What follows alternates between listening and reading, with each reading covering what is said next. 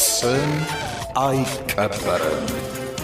ጤና ይስጥልን እንደምናምሽታችኋል የምንወዳችሁ የሸገር ቤተሰቦች። ይህ ሳምንታዊው ስም አይቀበርም ነው። በዛሬው ዝግጅት ተንቀሳቃሹ ቲያትር ቤት በሚል ስያሜ የሚጠራውን ታዋቂውን የጥበብ ሰው አባተ መኩሪያን እናስባለን። ፕሮግራሙንም የጀመርኩት ከአባተ መኩሪያ የመድረክ ዝግጅት ባገኘሁት ሀገር ማለት ሰው ነው። የፕሮግራሙ አዘጋጅና አቅራቢ ወንድሙ ኃይሉ፣ አብራችሁን እንድትቆዩ በአክብሮት ጋብዛለሁ።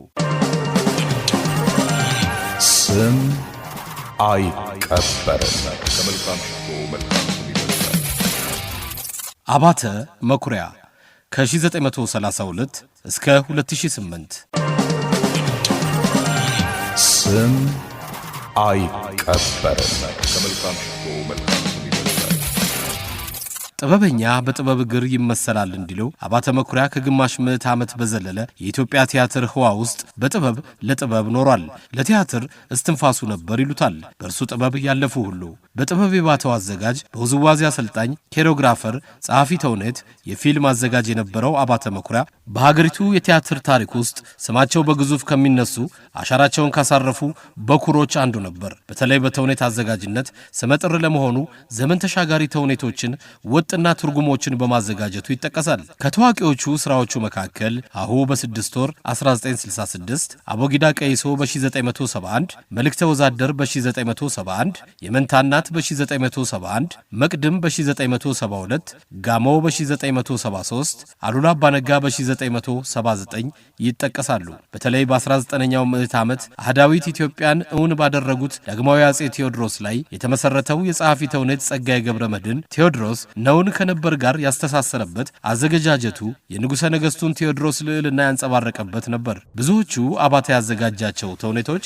በሎሬት ጸጋዬ ገብረ መድኅን የተደረሱ ሲሆኑ ረጃጅም ቃለ ተውኔት፣ ታሪክ ጠቃሽ ዘይቤዎችን ያዘሉ ናቸው። የአባተ ክሂል የተንጸባረቀውም እነዚያን ረጃጅም ቃለ ተውኔቶች መነባንቦች ተደራሲን በሚይዝ መልኩ እንዲመደረኩ በማድረጉ ነበር። እንዳዘጋጅነቱም የድራማን ስነ ጽሑፍ በምሁራዊ አይን አይቶ ማዳበሩን ተክኖታል። በወርልድ ኢንሳይክሎፒዲያ ኦፍ ኮንቴምፖራሪ ቲያትር እንደተገለጸው አባተ ተውኔት ተመልካቹን በግሩም ሁኔታ መቆጣጠር የሚያስችል ክሂል ነበረው። በጸጋዬ የተተረጎሙት የዊሊያም ሼክስፒር ማክቤዝ፣ ኦቴሎና ሃምሌት በታዳሚው ትውስታ ውስጥ የቃለ ተውኔቱ ውበት ብቻ ሳይሆን ተውኔታዊ ክንዋኔዎች እንዲታወሱ የሆነው በአባተ መኩሪያ አዘገጃጅ ስምረት መሆኑን ኢንሳይክሎፒዲያው አስነብቧል። ስም አይቀበርም። ከመንግስቱ ለማ ታዋቂ ስራዎች አንዱ የሆነው ያላቻ ጋብቻ የአባተ አዘጋጅነት እጅ አርፎበታል። አባተ መኩሪያ ከሚታወቅባቸው የመድረክ ተውኔቶች ባሻገር በአደባባይ ላይ ባዘጋጃቸው ከአዳራሽ ውጪ ተውኔቶችም ይመሰላል። ኤዲፐስ ንጉሥ ተውኔትን በአዲስ አበባ ዩኒቨርሲቲ ራስ መኮንን አዳራሽ ፊት ለፊት በሚገኘውና በዘልማድ ኪሲንግ ፖል በሚባለው ወለል ላይ ያሳየው ይጠቀሳል። አቻምና በኢትዮጵያ የተውኔት ታሪክ ከቀዳሚዎቹ ተርታ የሚሰለፈው የቀኝ ጌታ ዮፍታሔ ንጉሴ አፋጀሽኝ ዳግም የመድረክ ብርሃን ያየው በአባተ መኩሪያ ነበር። አባተ መኩሪያ ካዘጋጅነቱ ሌላ በጸሐፊ ተውኔትነቱም ይታወቃል። ራሱ ደርሶ ራሱ ያዘጋጀው የሊስትሮ ኦፔራ በ1982 በወቅታዊ ማህበራዊ ጉዳዮች ላይ የተመሰረተ በሙዚቃ የታጀበ ስራው ነበር። ዓለም አቀፍ ሽልማትንም አግኝቶበታል። ስም አይቀበርም። በዩኔስኮ አፍሪካዊ ተውኔትን በደብሊን አቤይ ቲያትር እንዲያዘጋጅ የተመረጠው አባተ የጸጋዬ ገብረ መድኅንን የዋርካው ስር ንግርት አዘጋጅቷል። መረጃዎች እንደሚያሳዩት ከእንግሊዛዊው ዕውቅ የቲያትር አዘጋጅ ሰር ፒተር ሆል ጋር በኮንቬንት ጋርደን ኦቴሎን ለማዘጋጀት እድል አግኝቷል። መቀመጫውን በታንዛኒያ ያደረገውን የምስራቅ አፍሪካ ቲያትር ኢንስቲትዩት በመስራች አባልነትና በኃላፊነት ከመምራቱ ባሻገር በአዲስ አበባ የመኩሪያ ቲያትር ስቱዲዮና መዝናኛ የተሰኘ ተቋምን መስርቶ ቲያትር ለልማት የሚባለውን የተውኔት አቀራረብ ፈለግ መሰረት በማድረግ ብዙ ትምህርት ሰጪ ተውኔቶችን በማዘጋጀት ለመድረክ አብቅቷል። በታሪካዊ መዝገበ ሰብ እንደተመለከተው ለመድረክ ካበቃቸው ተውኔቶቹ መካከል ህሊና፣ ጠለፋ፣ ጆሮ ዳባ፣ በሐምሌ ጨረቃ ጉዞ፣ ድንቅ ሴት ሲጠቀሱ ከዘጋቢ ፊልሞቹም የፍትህ ፍለጋና የመስከረም ጥቃት ይገኙበታል። መኩሪያ ስቱዲዮ በየክልሉና በአዲስ አበባ ከተማ ለሚገኙ አማተር ከያንያን የቲያትር የሰርከስና የሙዚቃ ስልጠና መስጠቱን ከኢትዮጵያ ውጭም ወደ ተለያዩ ሀገሮች እየተጓዘ ትርኢት ማቅረቡም ይታወቃል። በየዓመቱ ከሚከበረው የአድዋ ድል ጋር ተያይዞ አባተ መኩሪያ ከነጥበብ ጓዙ የሚነሳበት አጋጣሚ ከ30 ዓመት በፊት ተፈጥሯል። የካቲት 23 ቀን 1988 ዓ.ም በዳግማዊ ምኒልክ ጠቅላይ አዝማችነት በወራሪው የኢጣሊያ ጦር ላይ ኢትዮጵያ የተቀዳጀችው ድል በየዓመቱ ሲዘከር በቴሌቪዥን መስኮት የሚታይ የቅድመ ጦርነት ዝግጅት የቪዲዮ ምስል የአባተ መኩሪያ ትሩፋት ነው። የአዲስ አበባ ከተማ የተመሰረተችበት 100ኛ ዓመት ኢዮቤልዩ በዓል ሲከበር ለበዓሉ ድምቀት ከተዘጋጁት አንዱ ንጉሠ ነገሥቱ ምታ ነጋሪት ክተት ሰራዊት ብለው ለዘመቻ ሲነቃነቁ ባለፉበት በባልደራስ አካባቢ በሚገኘው የቀበና ወንዝ ድልድይ አጠገብ አዲስ የተሰራው የአድዋ ዘመቻ መታሰቢያ ድልድይ የተመረቀው የዚያን ዘመን የክተት ስሪት በሚያሳይ መልኩ አምሳያ የተፈጠረላቸው ንጉሠ ነገሥቱን፣ እቴጌይቱን፣ መኳንንቱን፣ የጦር አዝማቾችን፣ ዘማቾቹን ሴቶች አገልግል ተሸክመው ሁሉም እየፎከሩ እየሸለሉ የሚያሳየውን የራስ አባተ ጦር እለፍ ተብለሃል የተባለ በ400 ተሳታፊዎች የቀረበው ክዋኔ ለዘመን ተሻጋሪነት የበቃው በአባተ መኩሪያ ነበር። ስም አይቀበርም። ከመልካም ሽቶ መልካም ስም ይበልጣል። አባተ አድዋንና ድሉን የሚዘክር ላቅ ያለ ይዘት ያለው የአድዋ ፊልም ፕሮግራም ቢቀርጽም በወቅቱ በ35 ሚሊዮን ብር በጀት ሊሰራ መታቀዱንና ፕሮጀክቱን ፕሮፌሰር እንድሪያስ ሸቴ በበላይ ጠባቂነት እንደያዙት ቢነገርም እስካሁን ድምፁ አልተሰማም። አባተ መኩሪያ በትምህርት ዝግጅቱ ከቀዳማዊ ኃይለ ሥላሴ ዩኒቨርሲቲ የመጀመሪያ ዲግሪውን በእንግሊዝኛና በንዑስ ትምህርት ማይነር ድራማን በማጥናት አግኝቷል። በተለያዩ ጊዜያት በጀርመን ብሮድካስቲንግ ኢንስቲትዩት በፊልምና ሚዲያ ሲሰለጥን ከለንደን ኦፔራ ሴንተር የኦፔራ ትምህርት፣ በአየርላንድ አቤ ቲያትርና በአሜሪካ ቲያትርና ሙዚቃ፣ በምስራቅ አውሮፓ በአፍሪካ አዘጋጅነትን አጥንቷል። ወደ ተለያዩ ሀገሮች ትምህርታዊ ጉዞም አድርጓል። በሥራ አገልግሎቱም በቀዳማዊ ኃይለ ሥላሴ ቲያትር ቤት የአሁኑ የኢትዮጵያ ብሔራዊ ቲያትር የቲያትር ዳይሬክተርነት እንዲሁም በቀዳማዊ ኃይለ ሥላሴ ዩኒቨርሲቲ ኪነ ጥበባት ወቲያትር የባህል ማዕከል ዳይሬክተር ሆኖ ሰርቷል። በ1950ዎቹ በኢትዮጵያ ቴሌቪዥን መዝናኛ በክዋኔ ጥበባት ኢንተርቴይንመንት ኢን ፐርፎርሚንግ አርትስ በሚል ርዕስ በየሳምንቱ አርብ ለ1 ዓመት የዘለቀ ፕሮግራም ማዘጋጀቱን ፕሮግራሙም የአዝማሪ ጨዋታ በኢትዮጵያ ሕዝብና በክዋኔ ጥበባት ውስጥ የነበራቸውን ሚና ይዳስስበት ነበር። የተለያዩ ብሔረሰቦች ባህልን፣ እምነትን፣ ደስታን፣ ሐዘንን በጥበብ አንጻር ይታይበት እንደነበር ቤተ ክህነት ለጥበቡ እድገት ያደረገችውን አስተዋጽኦ ታዋቂ የጥበብ ሰዎች ካበረከቱት ሥራ ጋር የሚቀርብበት እንደነበር ገጸ ታሪኩ ያስረዳል። ለምሳሌ ጸጋዬ ገብረ መድኅን የከርሞ ሰው የሚለውን የጻፈውና ሙላቱ አስታጥቄ ለከርሞ ሰው ሙዚቃውን የሰራው በዚሁ የአባተ ፕሮግራም ነበር። አባተ ከብሔራዊ ቲያትር ሌላ በሀገር ፍቅር ቲያትር፣ በአዲስ አበባ ባህልና ቲያትር አዳራሽ በአዘጋጅነት በጸሐፊ ተውኔትና መርሃይ ተውኔትነት እንዲሁም በኃላፊነት ጭምር አገልግሏል። በአዲስ አበባ ዩኒቨርሲቲ በማስተማር ላይ ነበር። ከዓመታት በፊት የኢትዮጵያን የቲያትር እድገትና የተመልካቹን ሁኔታ በተመለከተ አባተ መኩሪያ በአንድ መድረክ የተናገረውን የፋንታውን እንግዳ ታሪካዊ መዝገበ ሰብ እንዲገልጾታል።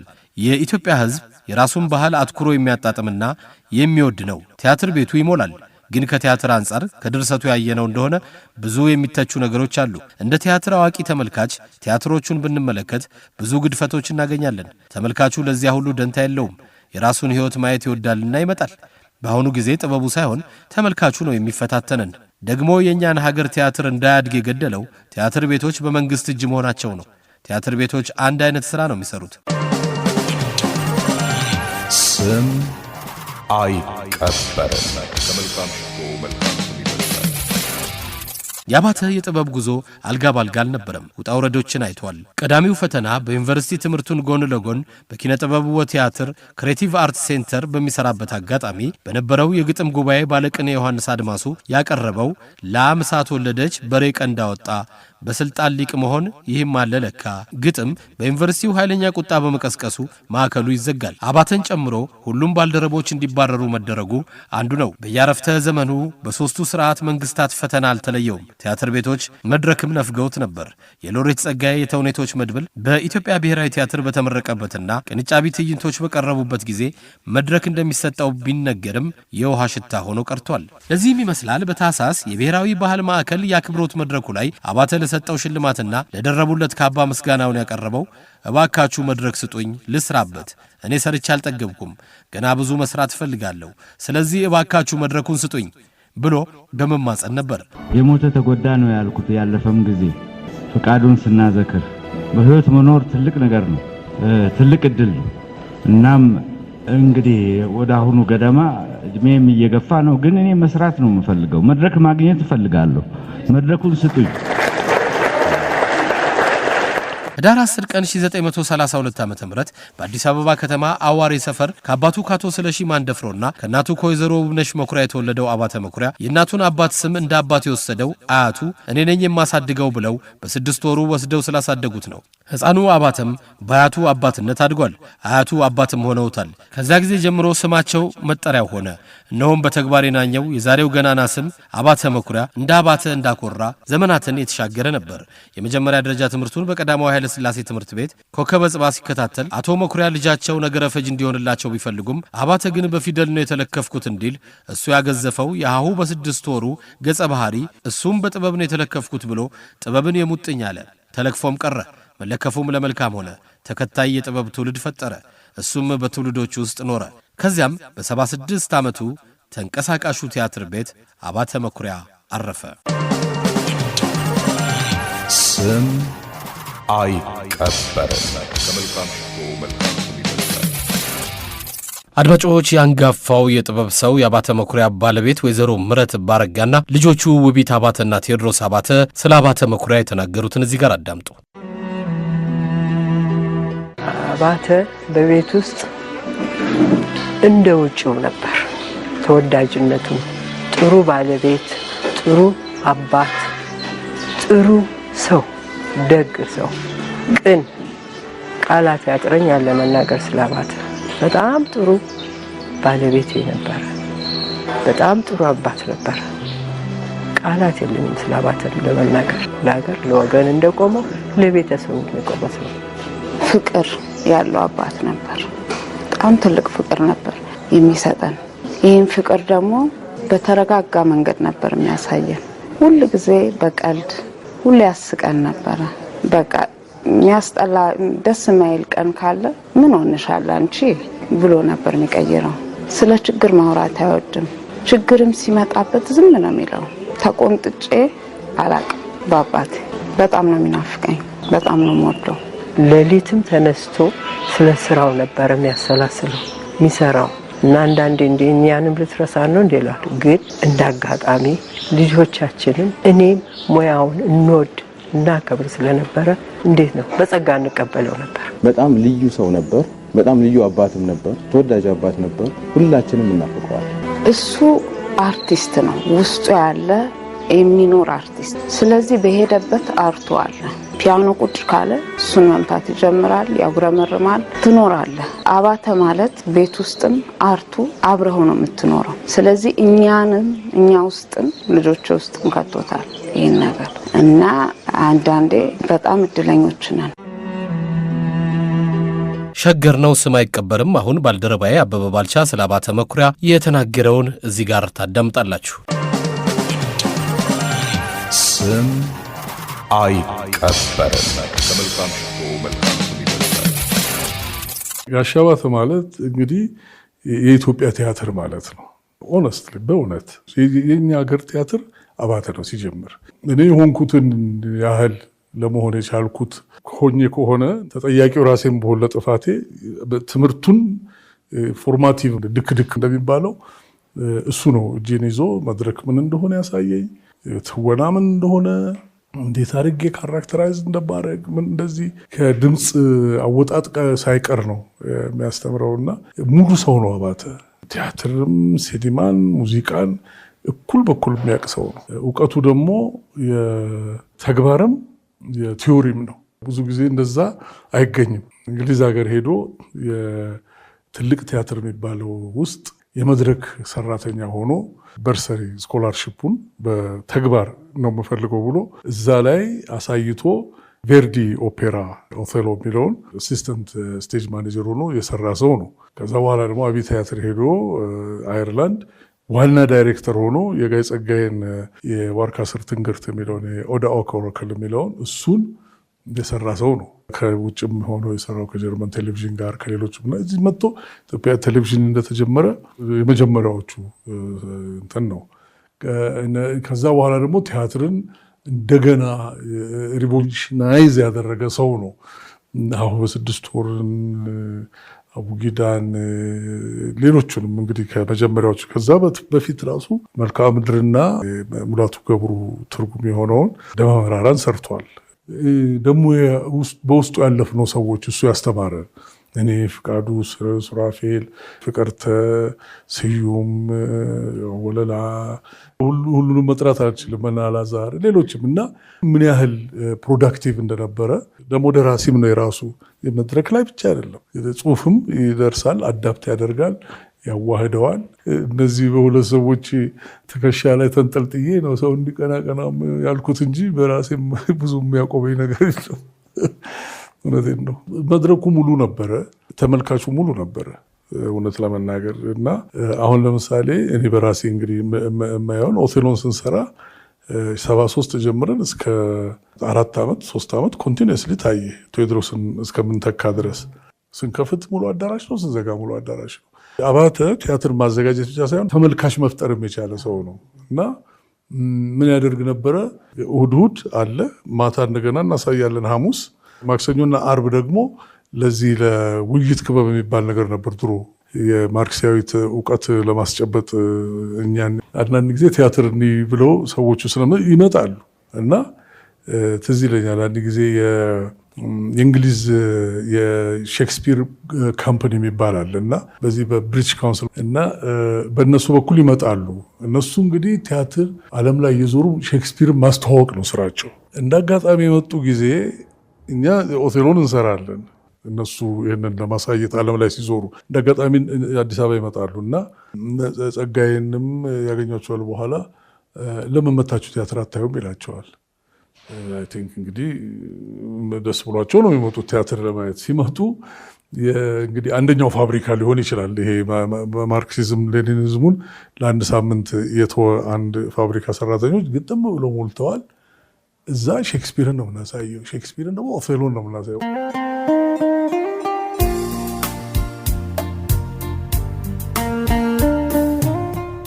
አንተም እንዴት ትላለህ? እሜቴ እርሶን ሲያገቡ ከአባታቸው ተጣልተዋል። መልኮ ዘገነነኝ ሲሉም ልባቸው በፍቅሮ ጠውፈዋል። አዎ እኔንም ትዝ ይለኛል። ግን መታረቅ ሞክረዋል። ገና በወጣትነት እድሜያቸው እንዲያ በማስመሰላቸው ወላጅ አባታቸው እንኳን መተት ነው የመሰላቸው። ኦቴሎን ደግሞ ሁላችንም ጥቁሮች ነን። አንደኛው የሼክስፒር መሰረቱ በጥቁርና በነጭ ያለውን ልዩነትም ለማሳየት ነው። ሰውየው ጥቁር አይደለም እና የሚወዳትንማ የምትወደው ልጅ ደግሞ ነጭ ነች። ግን ቲያትሩ የጦር ሰራዊትና የፍቅር ነገር ነው ውስጡ ያለው።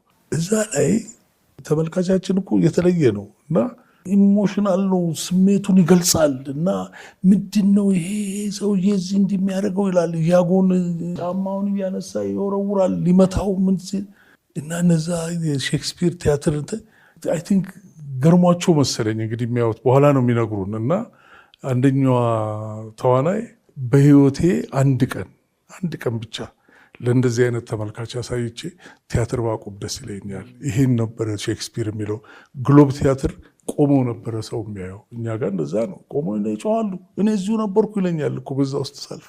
እንዴት አይገባህም አንተ ደደብ አይነት ነገር ነው። እና ይሄ ምን ያህል ቅርብ እንደሆነ ኢሞሽን እንትን ይመስለዋል፣ ሰው ቀልድ ይመስለዋል። አይደለም አብሮ ስለሚሆን ነው።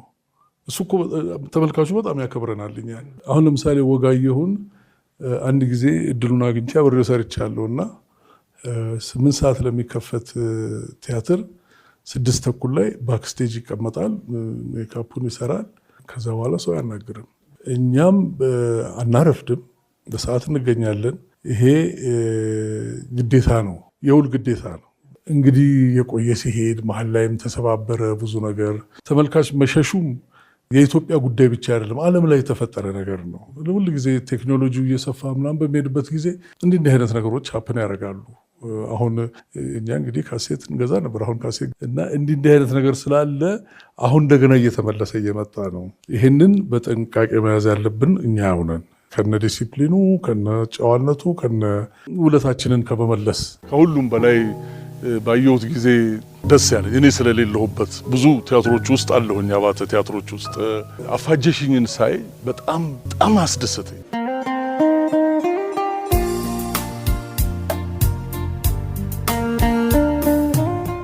ቲያትር የጀመረው ቀዳማዊ ኃይለ ሥላሴ ቲያትር ውስጥ ነው። እዛ ይሄን ሁሉ ዓለምን ምን ብሎ ሰርቶ ተገፍቶ ያን ሁሉ ሰው አስተምሮ መጨረሻ ላይም ያበቃው እዛ ነው፣ አዲስ አበባ ዩኒቨርሲቲ ነው። ክብ ነው፣ ሙሉ ነው። አባተ ሙሉ ሰው ነው፣ ሙሉ ሰው ነው። እዚህ ላይ ግን እድለኛነቱም ይገርመኛል። ምክንያቱም ብዙ ነገር ሆነ፣ ግን አንድ ሰው እዚህ ላይ ማመስገን ፈልገው አለ ፕሮፌሰር አንድሪያስ እሸቴ። እሱ መልሶ ዩኒቨርሲቲ ሲያስገባው እንደገና ከስንት ሰዎች ጋር ተገናኘ፣ ልጆች ጋር፣ ተማሪዎች ጋር። እነሱም እንዴት እድለኛ ሆኑ ከእሱ ጋር መስራታቸው። እኩያ የሆነ ችሎታ ነው ያላቸው በየራሳቸው። በዛ የተነሳ ይመስለኛል መግባባት የቻሉት። አንደኛ ጸጋዬ ገብረመድኅን እንደጻፈው አባተ መኩሪያ እንዳዘጋጀው ነው እና ከጸጋዬ ጋራ ሀሁ በስድስት ወርን አብረው ሰርተዋል። ከዛ በፊት አጽም በየገጹ የሚል ነበር እዚህ ቲያትር የተሰራ። እዛ ላይ የቴዎድሮስን የመጨረሻ ስንብት፣ የመቅደላ ስንብትን ጋሽ አባተ ነው የእንትን ያደረገው፣ ዳይሬክት ያደረገው።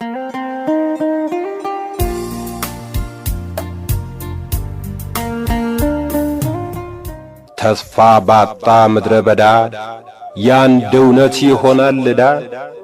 እናትም ፋሽ ያልሆነሽም ሁኝብሽ መራር መካሪ፣ ሩቅ አሳቢ ቅርብ አዳሪ። እውነት ላንቺ መች ተስፋ ናት ጉስቁል ልሳንሽን ነክሳሽ፣ ክንድሽን ካዛለ ቅርስሽ መጠላለፍ ሲሆን ዕጣሽ። ከእንግሊዝ የሞታ ማልክት መተናነቅ ሲሆን ድርሻሽ፣ መልመጥመጡ መሽቆጥቆጡ መስሎሽ ድንገት የሚያዋጣሽ፣ የኔ እውነት ሆኖብሽ ዕዳሽ። ወራሪው ፈጣሪን ላያቅ የጣለውን በስሏል እንጂ ወድቋል ብሎ ግፉ ላያልቅ። መች ትተርፊያለሽ ኢትዮጵያ የሕዋስሽ አብሮኝ ካልሠራ፣ አንገትሽ ብቻ መቅደላ አፋፍ ወጥታ ብታበራ። የቀረው ሠራ አካላትሽ በየጥሻው ተዘርሮ፣ ከአባት በወረሽው ንፍገት ነብዞ ደንዝዞ ተቀብሮ፣ ባጉል ወጌሻ ታጅሎ እጅና እግርሽ ታሽቶ ዝሎ፣ እኔን ለጥንባን ሳጥሎ ከደቀቀ ከደከመ ክንድሽ አልነሳ ካለ፣ ሞት እንጂ ለእኔስ ምን አለ? ሆኖም ጎስቋላ ልምሰልሽ የሚያዝንልኝ አልፈልግም። ጠላትሽን በክንድሽ እንጂ በእምባሽ ወዝ ባላሸንፍም፣ የልቤን ፍቅር በስተቀር እማወርስሽን ውል የለኝ። የኮሶ ሻጭ ልጅ ደሃ ነኝ።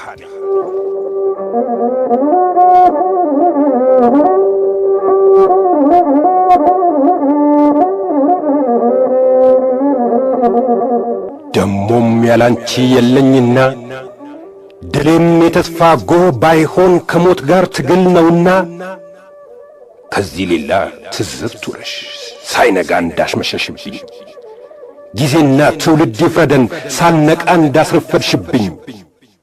ያም ሆኖ ለራስሽ እንጂ ለእኔ ከቶም አታልቅሺ፣ አንቺ ነሽ እምባ የምትሺ። የእምነትሽ መተሳሰሪያ ውልሽ ለተላቀቀብሽ ላንቺ ነው እምባ የሚያስፈልግሽ። አዎን ይህን እወቁልኝ፣ ምስክር ሁኑን ሰማዕታት፣ ለእሷ ነው እምባ የሚያስፈልጋት። ከጠላቶቼ ጭብጥ ውስጥ ትንፋሼን በእጄ ስነጥቃት፣ ሞቴን ከመንጋጋቸው ውስጥ መንጭቄው እኔው ስሞታት፣ ለአገሬ ብድር ልከፍላት የነፈገችኝን ፍቅር በራሴ ሞት ልለግሳት፣ ዳግም ከሞቴ ባንኜ በመንፈስ ጣር ስሞግታት፣ ያኔ ነው እምባ የሚያጥራት። ስለዚህ ለራስሽ እንጂ ለቅሶሽ ለእኔ ምን ሊረባ? ብቸኛ ምሬት ነው ኃይሉ፣ ወኔ መስለቢያ ነው እምባ። እና ለራስሽ እዘኝ እንጂ ከቶ ለእኔ አትባክኝ። ይልቅስ ተረት ልንገርሽ የተላከ ከእንግሊዝ ዘንድ፣ እጄን ስጣለኝ ፈረንጅ እጅ ተይዞ ሊወሰድ። ምን እጅ አለው የሳሰደድ አያውቅም ክንዴ እንደሚያነድ። ዳዊት እንዲያ በበገናው ማልቀስ ማላዘም መያዙ፣ ይሄ የጎልያድ ውላድ ቢበዛበት ነው መዘዙ። ምንጩ እንዳሸን እየፈላ አገር ምድሩን ማንቀሱ፣ ችግሮት ነው መጋፈጡ ከስንቱ መወናጨፉ፣ በባላንጣው ሳቢያ ምክንያት የራሱን ወገን ማርገፉ። ታዲያ እንግዲህ አንቺ ኢትዮጵያ እኛስ ልጆችሽ ምንድነን? አመንኩሽ ማለት የማንችል ፍቅራችን የሚያስነውረን፣ ዕዳችን የሚያስፎክረን፣ ግፋችን የሚያስከብረን፣ ቅንነት የሚያሳፍረን፣ ቂማችን የሚያስደስተን፣ ኧረ ምንድነን?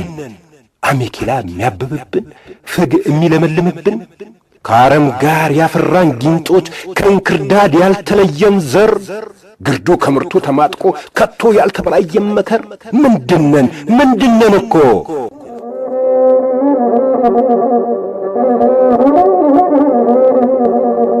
አየሽ አንቺ ማማ ኢትዮጵያ አየሽ አንቺ እናት ዓለም ቃል የእምነት ዕዳ ነው እንጂ የአባት የእናት እኮ አይደለም።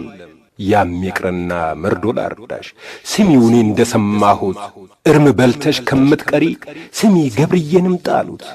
እስቲ እንግዲህ በይፍረጅኝ ከእንግዲህ እኔ ፍሬ ላይ ዘርቶ መቃም ወልዶ መሳም አባባል ለኔ አይባልም። እስቲ ገብርዬን መሰል ዘር ፍሬው ከቶ አይለመልምም። እኔ ዘርዘራሁ አልልም። ምነው ፍንጭትክን ገብርዬ ያን ፍንጭትክን አጨለሙት፣ እንደ ሬት ልጋ ከሰሉት፣ እንደ ኮስዋ አስመረሩት። ከጥቶችሽ እቅፍ ነጥቀው ከማኅፀንሽ ፍቅር ቆርጠው እውነት ሲገሉ እንዲህ ነው ፈገግታውን አጨልመው። እስቲ ባክህን ገብርዬ የዛሬ እንኳን ስቀሙት በድል ጥቀርሻ እንዳጀሉት እንደ ወላድ ጣውንት ጡት አርማ ጉሳን እንደ ቀለሙት ፈገግታህን አያጥቁሩት። እንዲህ በላቸው ገብርዬ በአባስ ሴራ እንዳስገዘቱት በመሐላ እንዳሳገዱት የነፍስን ጮራ ብርሃን ከገጽህ እንደቀበሩት ዘላለም ላያጨልሙት ወንድምዬም ቢበላቸው የዛሬ እንኳን ስቀሙት። ያለፈ ጥረታችንን ሳስታምመው ትዝ ሲለኝ ከሞከርነው ነገር ይልቅ ያልሞከርነው ነው የሚቆጨኝ። እና በእኔ ይሁንብህ መጣሁ ስቀህ ተቀበለኝ፣ እኔም ላዋይ አዳምጠኝ። እጅን ስጣለኝ ፈረንጅ እጅ ተይዞ ሊወሰድ ምን እጃለው የሳሰደድ አያውቅም ክንዴ እንደሚያነድ የሰገደላት ውበቱን ያችን የቃል መስታየት ሞቶ ቀደማት ቴዎድሮስ ቆሞ ስቃይ ዋላለማይ። አድማጮች አንጋፋው የጥበብ ሰው አባተ መኩሪያ በአንድ ወቅት የሸገር ጨዋታ እንግዳ በነበረ ጊዜ ከመዓዛ ብሩ ጋር ከተጫወተው የተመጠነውን ክፍል እነሆ ለመታሰቢያው አዳምጡ። ስም አይቀበርም። ከመልካም ሽቶ መልካም ስም ይበልጣል። ሀሁ በስድስት ወር፣ ቴዎድሮስ፣ ኤዲፐስ፣ ሊስትሮ ኦፔራ፣ ኦቴሎ፣ አፋጀሽኝ እነዚህ የጸጋዬ ገብረ መድኅን፣ መንግስቱ ለማ፣ የኃይሉ አራያ፣ የወፍታሔ ንጉሴ ስራዎች ናቸው። እነዚህን በመድረክ አዘጋጅቶ ያቀረበልን አባተ መኩሪያ በሙያው ጉዞ ውስጥ ዙሪያ ቀለበቱን ገጥሞ ከዚህ ዓለም በሞት የተለየን በብዙዎች እንደሚጠራው ጋሻ አባተ መኩሪያ ሀ ብሎ ቲያትር የጀመረው ቲያትር ወኪነ ጥበባት በተሰኘው የዩኒቨርሲቲው የጥበብ ማዕከል ሲሆን የህይወቱን የመጨረሻ ክፍል ያሳለፈውም ከወጣት የቲያትር ተማሪዎች ጋር በዚሁ ዩኒቨርሲቲ ነው። ለዚህ ነው የሙያ ዙሪያ ቀለበቱን ገጥሞ ማለታችን። የአስተማሪነት ህይወቱ በወጣቶች አክብሮትና ፍቅር የታጀበ መሆኑ እንደ አባተ ያሉ ጥቂት ሰዎች ብቻ የሚያገኙት እድል ነው። አስቀድመን የምናሰማችሁ የቲያትር ተማሪ ቤቱ ባዘጋጀው ዝግጅት ላይ ጋሻ አባተ ካደረገው ንግግር ላይ ቀንጭበን ነው። ብዙ ሰዎች አባተ ወደ ቲያትር ዓለም የገባው የባህል ማዕከልን መድረክ በመጥረግ ነው ብለው ዝቅ ባለ ስሜት ሲናገሩ ሰምተናል። አባተ ይህን ያየበትን መንገድ ከአንደበቱ ስሙ። እኔ የተማርኩት ነገር ካለ መዋረድን፣ ውርደትን መቀበል መቻል እና ፊሊፕ ካፕላን ነው ዶክተር ፊሊፕ ካፕላን። በእውነት እኔ ጥሩ ተማሪ ሆናለሁ ብዬ ብዙ እንትን ነበረኝ። መጥረጊያና ቀለም ምናምን አመጣና ጥረግ ቤቱን አለኝ። እንግዲህ እግዚአብሔር ያሳያችሁ። ይሄ ሰውዬ ምንድነው? ስቱፒድ አይ ሴድ ክሊን ዘ ፍሎር። ያው ስቱፒድ አለኝ በህሊና በቃ ልመታውም በጣም ደግሞ ኤነርጂም ነበረኝ። እዛን ግን ብቻ ዋጥ አረኳት። እምቢ እንዳልል እንዳልተው ብዙ ዘልቅ ያለው ብዙ ተስፋ ያለው እንትን ሰጥቶኝ ያቺ የመጀመሪያ ዕለት ያቺ ሂዩሚሊዬሽን የምትባለዋ በጣም ኢምፖርታንት ነገር ነው። እስከ ዘለቄታው መባረር ከሆነ ነገሩ ሁልጊዜ መባረርን የምቋቋመው ሂዩሚሊዬሽን ውርደት የሚባለው ነገር እንደገና ኃይል እየሆነ እንደገና የሰብአዊነቴን የስብዕና ህይወቴን የሙያነቴን ራዕይ እያሳደገ እየጠነከረ ይዞኝ የመጣ ይዘት ነው። ቅርታ አድርጉኝ እና መዋረድ የሚባለውን ነገር መቀበል መቻል። ብዙ በትምክህት ያበጡ ብዙ ባለቡጤዎች አሳልፌያለሁ። በእውነት አንዴ በዚህ ሲይዙብኝ ሽጉጥ፣ አንዴ ምን ቅጡ የጭፍራ የሚለኝ አለቃዬ ደሞዜን ይቆርጣል። ሮያሊቲ የሚሰጠኝ በጽሁፍ እኮ የተሰጠኝ ነው። እንደገና ምንም ማያረጉ ነገር አለ። ብዙ አይነት ባለስልጣኖች አሉ። ሰው ነው የሚያለማንም ሰው ነው የሚያጠፋል። ደግሞ የሰው ፍቅር ያለው ሰው ሁልጊዜም ጠላት አለው። ጠላቱ ማን ነው? ነቄ በቄው የስልጣን ባለቤቱ ይሄ እያለ ነው። ግን ብዙ ነገር ይታለፋል፣ ያልፋል። ቀላል ነገር አይደለም። ዛሬ እኔ እንዳውም እንደዚህ እወደሳለሁ ብዬ እግዚአብሔር ምስክሬ ነው በአይኔም በውኔም አልነበረም። ግን ይሄ ዘመን ብዙ የተረገጠ ተኮረኮምኩበት ዘመን ነው። እንደገና ደግሞ የምወደስበትም ዘመን። እንግዲህ ምን ታረጉት? እንዴት ልየው? እና ከሁለቱም ያለነው ህይወት ይሄ ነው። በቀላሉ ቋንቋ ህይወት ማለት ይሄ ነው። ሁልጊዜ እንደፈነደቅን አንኖርም።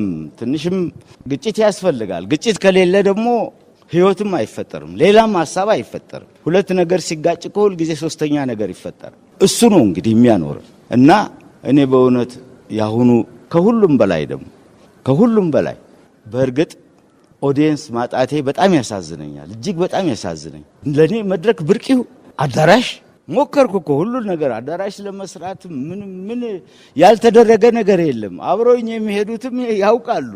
ከተዋናዮች ጋር ነው ሁሉ ነገር ማረገው እና የሚገርም ነው። እንዴት ያለች ሸር ነች። አንድ ገበሬ አሁን እጁ ዶማው ሲቆር ወይንም እንደዚህ ሰዓሊው እጁ ቢቆረጥ ወይ ይሰራበት፣ ግን ለኛ መድረኬ ነው የኔ ገበያ ወይንም ውድ የሚሆነው ህይወቴ መድረክ ሳገኝ ያቺ ተከለከለች። እሺ ኢንሻአላህ ግን ሜዳ ላይ ወጣው። የሚገርማችሁ ነገር ሌላ መድረክ አገኘው፣ እግዚአብሔር ሰጠኝ። ማንም የማይከለክለኝ ገጠር እየሄድኩ እስከ 3000 ተመልካች አፈራ ነው። እግዚአብሔር ያሳያችሁ። ገጠሬ ውስጥ ቲያትር ይወዳልኛ። አሁን ዛሬ እቺ ትላንትና የነበረውን ግፊያ አይቼ ምንም አልገረመኝም። ምክንያቱም 2000 3000 ሰው መልስ ነበር ድሮ። ከ3 ሰዓት ጀምሮ ከ4 ሰዓት ጀምሮ ነው የሚቆይ። የኛ አምላክ የቲያትር አምላክ አለው። ደግሞ የሞቱትም በሙሉ በእውነት ነው የምላቸው ተቃጥለው ነው ያለፉት። አሁን እነ ገብርኤል እነ ጸጋዬን እነ ጋሽ መንግስቱን እንዲህ እንደው በቀላሉ ያፌዙትንም ነገር አሉ ብለን ነው አሁን ምን አይምሰላችሁ። እነኚህ ሰዎች ተቃጥለው ነው የሞቱት። እኔም ስለቀመስኩት አሁንም እኮ ስናገር እየተቃጠልኩ ነው ምናምን። ጎበዝ እውነቴን ነው የምላችሁ። ቀላል አይደለም መስዋዕትነት፣ ቀላል አይደለም። ይሄን መስዋዕትነት ደግሞ የበለጠ የሚፈጥረው ሂዩሚሊዬሽን የምንለው ውርደት እኮ ነፍስ ነው በእውነት። ከውርደት ስታገኝ የበለጠ እየበለጸክ እኮ ነው የምትሄድ። ቀላል ነገር አይደል። ግን እኛ ውርደትን ፈሪ ይሄ ይደርስ ለምን እንፈራለን? ማን እንዳልሞተ በቀን 6 ሬሳ ያየን አልነበረም እንዴ? የወጣቱን እንትን ምን ሄደው ከቤቴ እስከ ቢሮ እስከሄድ 6 ሬሳ በቀን ያለው ጠዋት። እነኚህ ሰዎች ናቸው እኮ የሞቱት። እንደናንተ ያሉ ወጣቶች ዳይናማይት የሆኑ ስንት ነገር ሊፈጥሩ የሚችሉ ይሄን ሁሉ እኮ አይተናል ጎበዝ። በዚህ ውስጥ እስቲ እንደው ሽጉጥ አመጣና ና ቲያትር ስራ አለ። የፕሮፓጋንዳ ቲያትር በዚህ ሴኮንድ በዚህ ደቂቃ ስንት ነገር እንደሚሰራ እንደው ጉደኛ ነው። በማግስቱ እህል ሲሸጥ ተያዘና ታሰራሉ። ገባችሁ? እና ህይወት እኮ አይረኒካል ነው በጣም ደግሞ በእውነት እንደ ሰው ፍቅር እንደ ሰብእና ፍቅር ምንም ኃይል የለም። እሱ ነው ዋጋ። ሚሊዮን ብር 90 ብታገኙ ይሰለቻቸዋል እኮ። አሁን በብር የተገኘ ደስታ በማግስቱ ነው የሚሰለቸው። ግን በመንፈስ የተገኘ ደስታ፣ በራእይ የተገኘ ደስታ ዘላለማዊ ነው። እኛን ብቻ ሳይሆን ከትውልድ ትውልድ እየዘለቀ የሚሄድ ስብዕና፣ የራሱ ስብዕና ያለው ተራማጅ ኃይል ነው እና ስለዚህ በእውነት እኔ የድሮ ወዳጆችን ሁሉን አስታወሳችሁ። ደግሞ አንድ ላይ ነው የምንሰበሰበው ሁላችንም አንለያይም። አሁን ጋሽ መንግስቱ አንድ ኮልት አለው ካቦርታው እንደዚህ አድርጎ እነግርሃለሁ በላግ አብረን እንሄዳለን ወደ ደጃቹቤ ሰፈር ወይንም ደብረ ዘይት መንገድ አንድ ላይ ሆነን አስታውሳለሁ። በቅርብ ጊዜ ሁሉ እኔን ደግሞ አንቺ ነው የሚሉኝ፣ ታናሻቸው ነው የሁሉ እና እንገናኛለን፣ እንተሳሰባለን፣ እናያለን። ዓለም አቀፋዊውን እንቅስቃሴ ግልጽ አድርገን እናያለን። በደንብ ነው የምናነበው፣ በደንብ ነው የምናውቀው። ከዛ አንጻር እንነታረካለን እስክንጣላ ድረስ ዳያሎግ ነበረ በውስጣችን እና ይሄ ዳያሎግ ነው ደግሞ ሁላችንን ያጠነከረን። እውነት እኔ አሁን ወርቃማው ጄኔሬሽን ትሉኛል። ያ ወርቃማ ጄኔሬሽን እኮ ሰዓት ላይ እየተራመደ ነበር የሚሄደው። በየጊዜው ነበር እኮ የምንገፈተረው። በአፄ ኃይለ ሥላሴ ዘመን 3 ጊዜ ተባረረ እግዚአብሔር ያዘ ከስራ 3 ጊዜ እና አንዴ ከቴሌቪዥን አንዴ ከሀገር ፍቅር።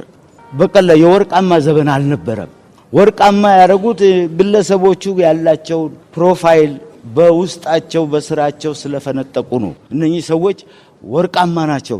ወርቃማ እሳት ላይ ፍም ላይ የቆመ ማህበረሰብ ነበር ያ የኛ ትውልድ ሁሉ እና ይሄንን እናስተውል ማለት በጣም አመሰግናለሁ። ስም አይቀበርም። ከመልካም ሽቶ መልካም ስም ይበልጣል። የተከበራችሁ አድማጮቻችን የዛሬው ዝግጅት በተለይ የቲያትር አዘጋጅነትን ሚና ጉልህ እንዲሆን ካደረጉት የሀገራችን የቲያትር ባለሙያዎች አንዱ የሆነው የአባተ መኩሪያ መታሰቢያ ነው ብለናችሁ የለ። ቀጥለን የምናሰማችሁ ከጥቂት ዓመታት በፊት ካቀረብነው ጨዋታ ለዛሬ መጠነን ያዘጋጀነውን ነው። ስም አይቀበርም። ከመልካም ሽቶ መልካም ስም ይበልጣል። በአዲስ አበባ ዩኒቨርሲቲ የሶፎክሊስ ኤዲፐስን ከሰራህ በኋላ ወደ መደበኛ መድረክ ወይንም ይሄ ሜንስትሪም ነው የሚባለው አዲስ ነገር ይዘህ አልቀረብክም። ለምን? መድረክ አጣህ ነው ወይንስ አዲስ የቲያትር አቅጣጫ ያስክ? እንዳላረፍክ አውቃለሁ። ነገሩ እንደዛ አይደለም። እኔ ህይወቴ ቲያትር ነው። ገና ከጥንት ጀምሮ ከስፈጠር ጀምሬ ነው መሰለኝ አላቅም። እና ለነገሩ ትንሽ ስለኔ ባወራሽ ጥሩ ነው ከስረ መሰረቴን ማለት ነው። እና አዲስ አበባ ዩኒቨርሲቲ ቲያትር ኪነጥበብ ወቲያትር ውስጥ ከመጀመሪያና ከመግባቴ በፊት በካርማይክል ትምህርት ቤት ኃይለ ሥላሴ አንደኛ ደረጃ ትምህርት ቤት የቀን ትምህርት ቤት ኮከበጽባ አሁን ኮከበጽባ ነው። በፊት ቀዳማዊ ኃይለ ሥላሴ አንደኛ ደረጃ ትምህርት ቤት ነበር። ዴይ ስኩል ነው እንደውም ይባላል። አዎ ዴይ ስኩል። እና እዛ በጣም እንደው ሰፋ ያሉ አጥጋቢ የሆኑ ውጤቶችን የሚሰጥ የትምህርት ባህሪ ነበረው። እና ካርማይክል በጣም ትልቅ ሰው ነው፣ መምህር ነው። እውነተኛ በጣም ለራሱ ታማኝ የሆነ አስተማሪ መምህር ነው። እና ብዙ ነገር አሳድጓል እዛ ውስጥ። እና በዛ ትምህርት ቤት ውስጥ ፈረንሳይኛ አለ፣ ኦፕሽናል ነው። ሙዚቃ አለ፣ እሱም እንደዚሁ በትርፍ ጊዜ። ስፖርት አለ፣ ጂምናስቲክ እና ደግሞ የሃንዲክራፍት ትምህርት አለ። እነኚህ ሁሉ ኤክስትራ ካሪኩላር እንደ ተጨማሪ እንትናቸው የሚሰጡት። ፊዚካል ኤጁኬሽናችን የሚሰጡን እኚህ ስዊድናዊው ማነው አበበ ቢቂላን ያስተማሩን እሳቸው ናቸው። በሳምንት አንድ ጊዜ ይመጣሉ። ሃንዲክራፍት የሚሰጠን ጄምስ የሚባል ነው፣ አሜሪካዊ ነው።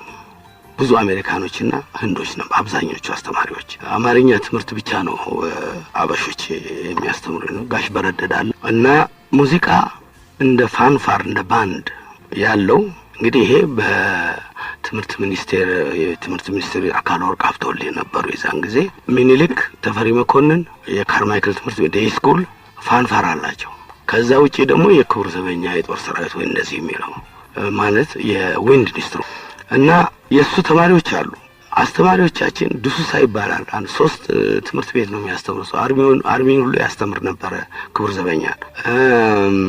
ከዛ ውጪ በትምህርት ሚኒስቴር ስር የሙዚቃ ትምህርት ቤት አሁን የመንፈሳዊ ኮሌጅ የተሰራበት ጋር የጣሊያን ቤቶች ነበሩ። 3 4 አንድ አይነት እና አንዱ የሙዚቃ ትምህርት ቤት ነበር። ዳይሬክተሯ ሚስ ስኪነር ትባላል። እሱ ይሄ ትምህርት ቤት ፒያኖና ቫዮሊን ነው የሚሰጠው። እዚህ ትምህርት ቤት ውስጥ አሸናፊ ከበደ የካርማይክል ልጅ ነው።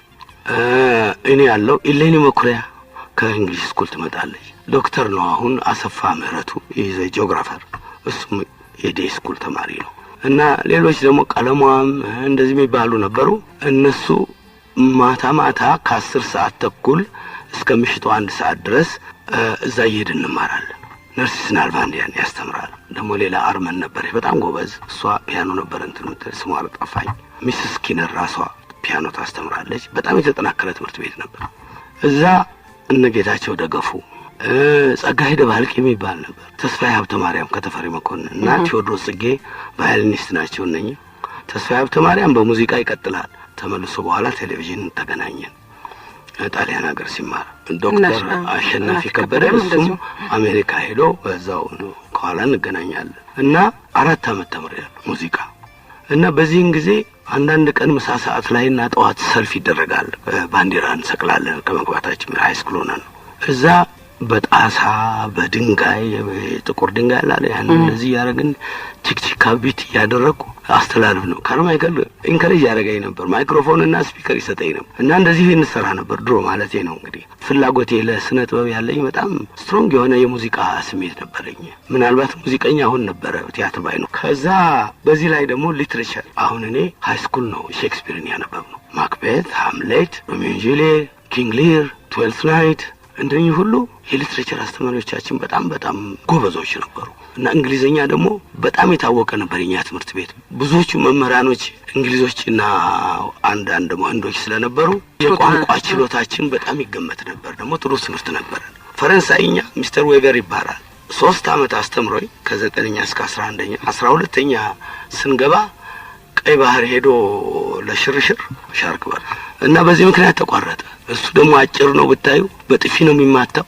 ስኩርላ የሚሉት ነበር። የመርካቶ ልጅ ነው። ደግሞ የዴይ ስኩል ጥሩነቱ የሁሉ ሰፈር ሰንጋተራ ልጅ አለ፣ የሾላ አለ፣ የ4 ኪሎ ልጅ አለ፣ የአቦ ልጅ አለ፣ ከላይ ከጋራ የሚመጣ የአዋሬና የካዛንቺስ አለ። ሜልቲንግ ፖት ነው በዛን ጊዜ። ደግሞ ብዙ የኪነ ጥበብ ሰዎችም ከዛ ትምህርት ቤት ወጥተዋል። በጣም ወጥተው አሁን እንትና ጋራ ስር ነው ቤት ያው እሱ የሾላ እኮ እሱ የሾላ ልጅ ነው። ሾላ እኮ ስለሚኖር ነው ጋራ ስር ነው ቤት የሚለው።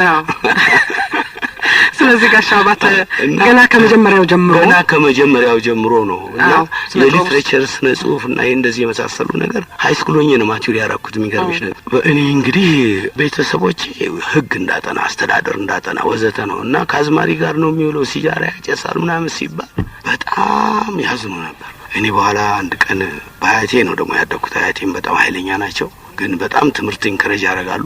እናቴን ቁጭ አረኩና ስሚ እኔ ዱርዬ አይደለሁም፣ ደግሞ አልተበላሸውም፣ መስራውን አውቃለሁ። አሁን አዝማሪ ይላሉ እንጂ ሌሎቹ እንደዚህ ይላሉ እንጂ የከፍተኛ እውቀት ነው፣ ወደፊት ታይኛለሽ አልኳት። እውነትም አመነችኝ። የሚገርምሽ ነገር የኪስ ገንዘብ ሁሉ ይሰጠኝ ነበር ሲጃራ ለመግዛት እና እንደዚህ አድርጌ ነው ቤተሰቦቼን ያመጀው።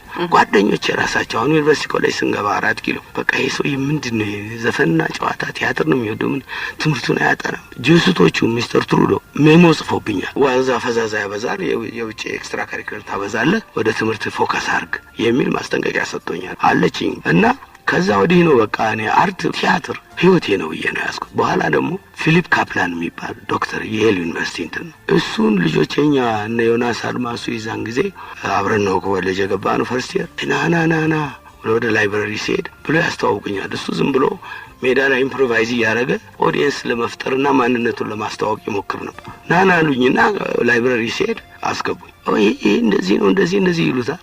በኋላ ቃስ እያለ ከሱ ጋር ስናወራ አንድ ስንል ሁለት ስንል ደግሞ ሙጥኝ የማይለቅ ሰው ነው በጣም። እንግዲህ ይሄ ቲያትር ወጥበባት ዩኒቨርሲቲ ውስጥ አሁን ባህል ማዕከል የሚባለው የተመሰረተው እሱ ነው። እንግዲህ ከሱ ጋር ሆነን ነው ባህል ማዕከል ማለት አልወድም እኔ ኪነ ጥበብ ቲያትር ነጋሽ መንግስቱ ናቸው ያወጡለት። ደግሞ በጣም ስንጀምር በሙሉ የስነ ጥበብ ኤሊቶች በጊዜው የነበሩ ያላቸው በጣም ደግሞ የጥበብን ሙያ ለማሳደግና ለመስራት በውስጡ ተሰልፈው ያሉ ሁሉ እነ ገብረ ክርስቶስ፣ ጸጋዬ ገብረ መድኅን፣ መንግስቱ ለማ እንደው ያላቻ ጋብቻ ኢንከሬጅ አድርገው ያጻፉት ኪነ ጥበብ ቲያትር በሆነን ነው። እዛ ያላቻ ጋብቻ ካፕላን ነው ያጻፈው ነጋሽ መንግስቱ።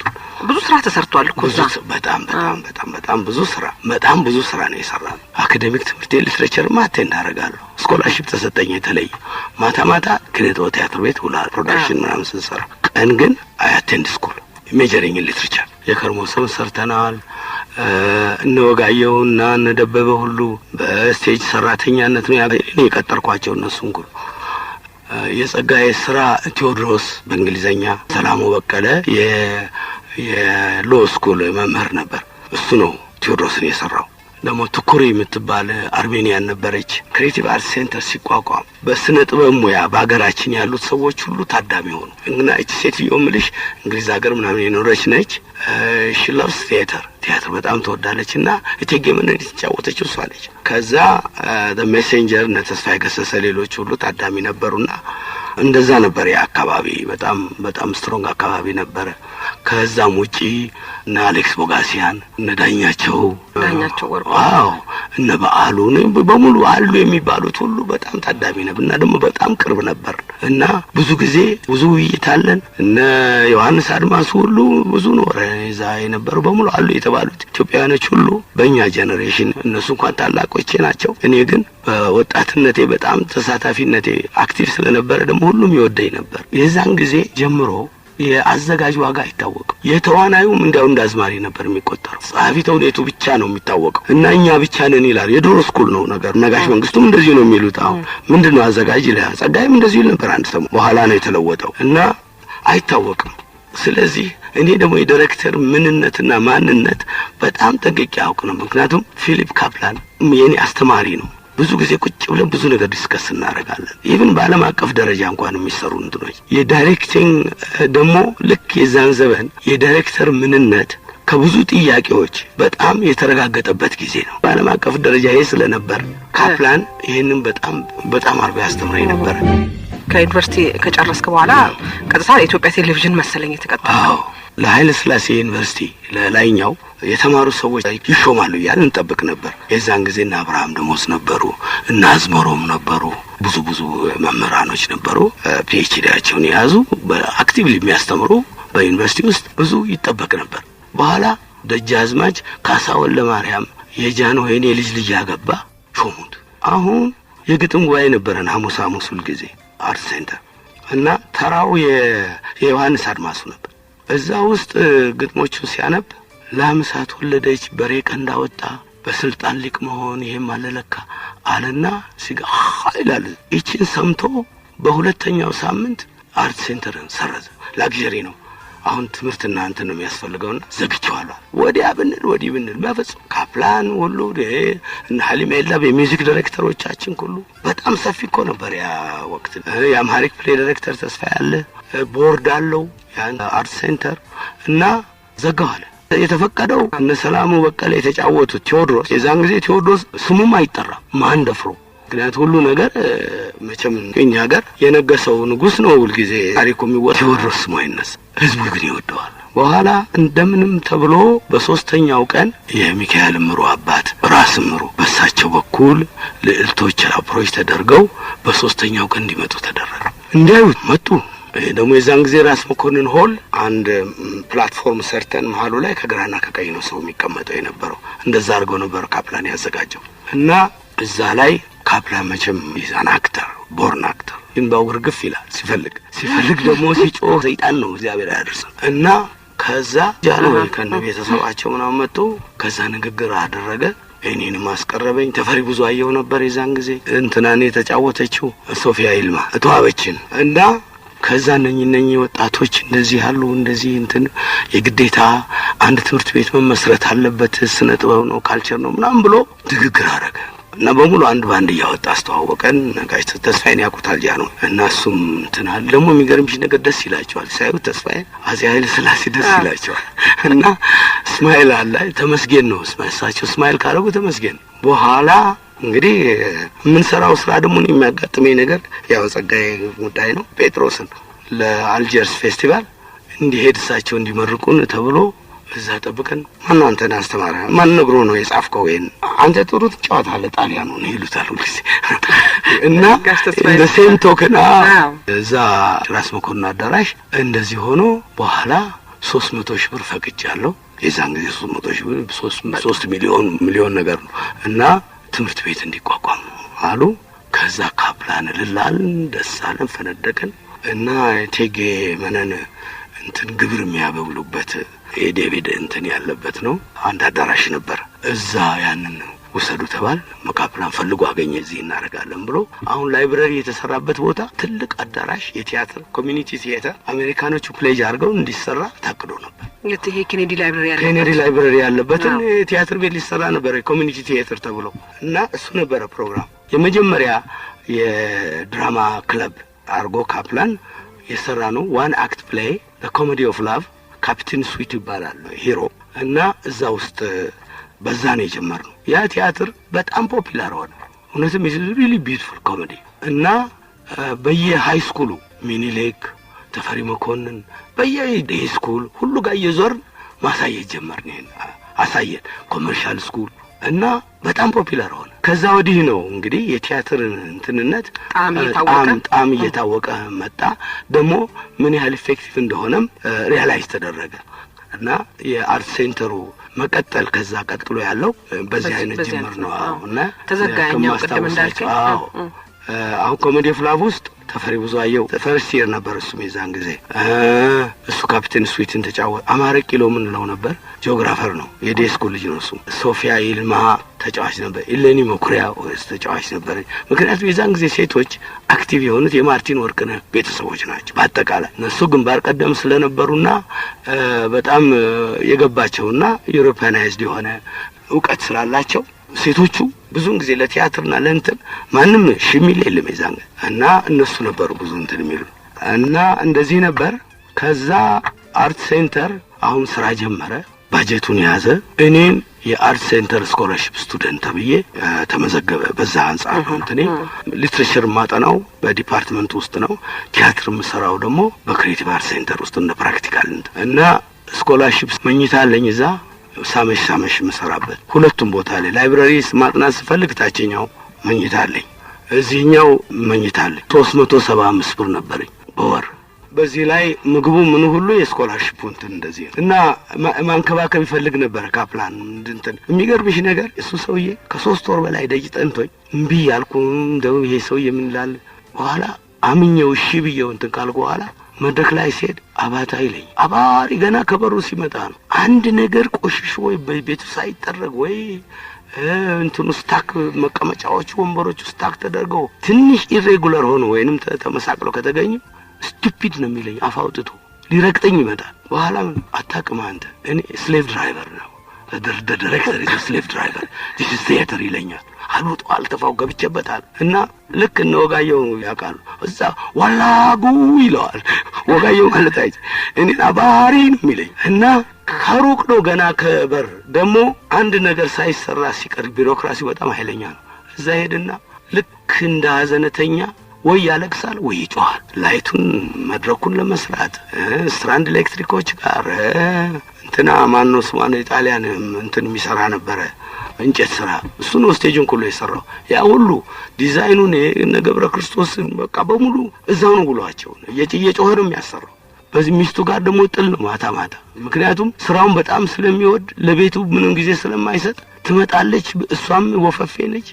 እንትኑ የቀለም እንቀባለን እንግዲህ እኛው ነን ምንቀባ። ሰው መቅጠር አይወድም እና ቀለሙን አንስታ ፊቱ ላይ ከነለብሱ ፊታችን እኮ ነው ለማስታረቅ ደግሞ እኔን ይዞ ነው የሚሄድ። እኔን ይዞ ቤት ካልሄደ ጉድ ይፈላበታል። አንዳንድ ቀን እንትን ጠባ በርዳለሁ እኔን ኬስ እንደዚህ ያለ በጣም አስገባኝ። ግን በጣም ለሊት እንዳንድ ነገር ነው የሚያሰራኝ፣ ቀን እንዳንድ ነገር ነው የሚያሰራኝ። ብሎክ ያደርገኛል። ቴክስት ጋራ ቁጭ ብለን እንዴት አድርገን እንደምንሰራ እና ብሎክ እንዴት እንደምናረ ብዙ ነገር ነው እና የሱ ረዳት ነኝ እኔ ሁሉ ጊዜ ዳይሬክት ሲያረ እና አሁን የቤኬትን ዌይቲንግ ፎር ጎዶ ራይነሰረስ የአይነስኮ ነው ኦር ጄቢ ያላቻ ጋብቻ ነው። እሱም ኦፍ ኮርስ ተስፋዬ ነው ዳይሬክት ያደረገው። ግን ሂ ኢዝ ዘ ኦቨርኦል ማን። ብዙ ሰርተናል እዛ እነምልሽ እነ ሚዲያ ሳሎሜ፣ ኦስካር ዋይልድ፣ ሚድሰመር ናይት ድሪም ከእንግሊዞች ኮፕሮዳክሽን ኦፍ እንግሊዝ እንትኖች ጋር ብዙ ነው ማስታወሳቸው።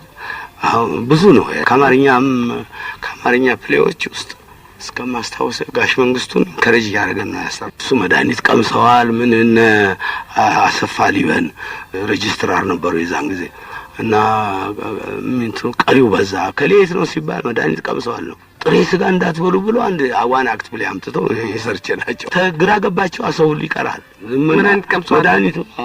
መድኃኒት ነው አዎ።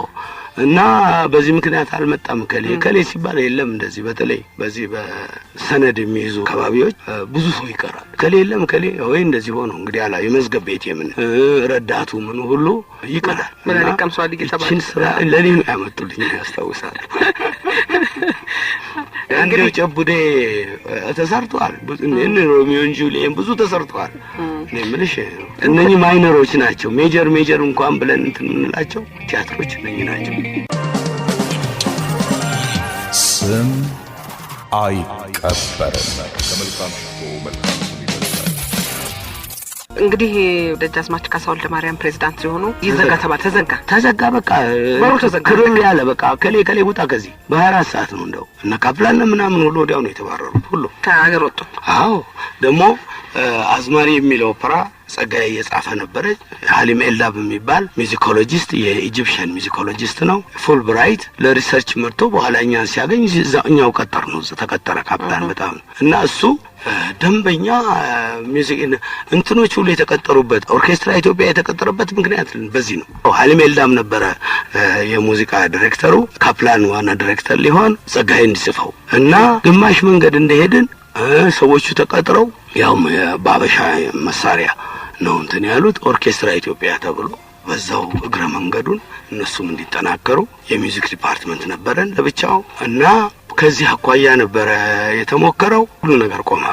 ከዛ ተሰናበትን። እንግዲህ እስቲ እንዴት ነው የቴሌቪዥን ደግሞ ቴሌቪዥን የዛን ጊዜ እንግሊዞች ናቸው ኃላፊዎቹ። እንግሊዞቹ አንድ ቀን እንደዚሁ እነ ካሳዬ ደመና የኛው ወዳጆቼ ዴስኩልና እነ ተፈሪ ብዙአየሁ ስለነበሩ ልጎበኛቸው ሄዳለሁ እና አርት ሴንተር ተዘግቷል ምናምን ብዬ ነገር አወቁ። ከዛ አንድ ቀን እንደዚህ ተሰብስበው ፋሲካ ነበር እና ስለ ክሩሲፊክሽን ምን አላችሁ ይላቸዋል። ቡቸር ይባላል። እኔ እዛ ቁጭ ብያለሁ።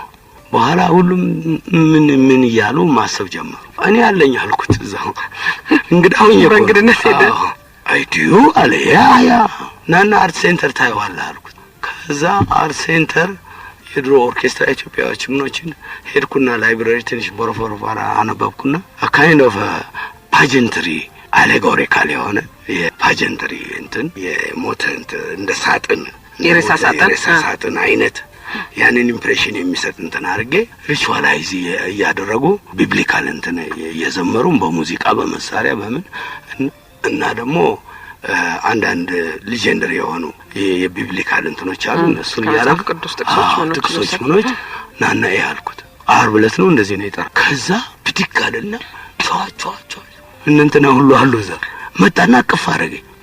this is very good አሁን ቶሎ አንጣልኝ ነገር አሰጥፌ በማግስቱ ታዚ ዳይሬክት ማረጋው ራሱ ዳይሬክት እንዲያደርግ ምክንያቱም የዛን ጊዜ እኔ እንትኑም አልነበረኝም እውቀቱ የስቱዲዮ ዳይሬክተርነት አላቅም እና ራሱ እንትን ያርጋለ።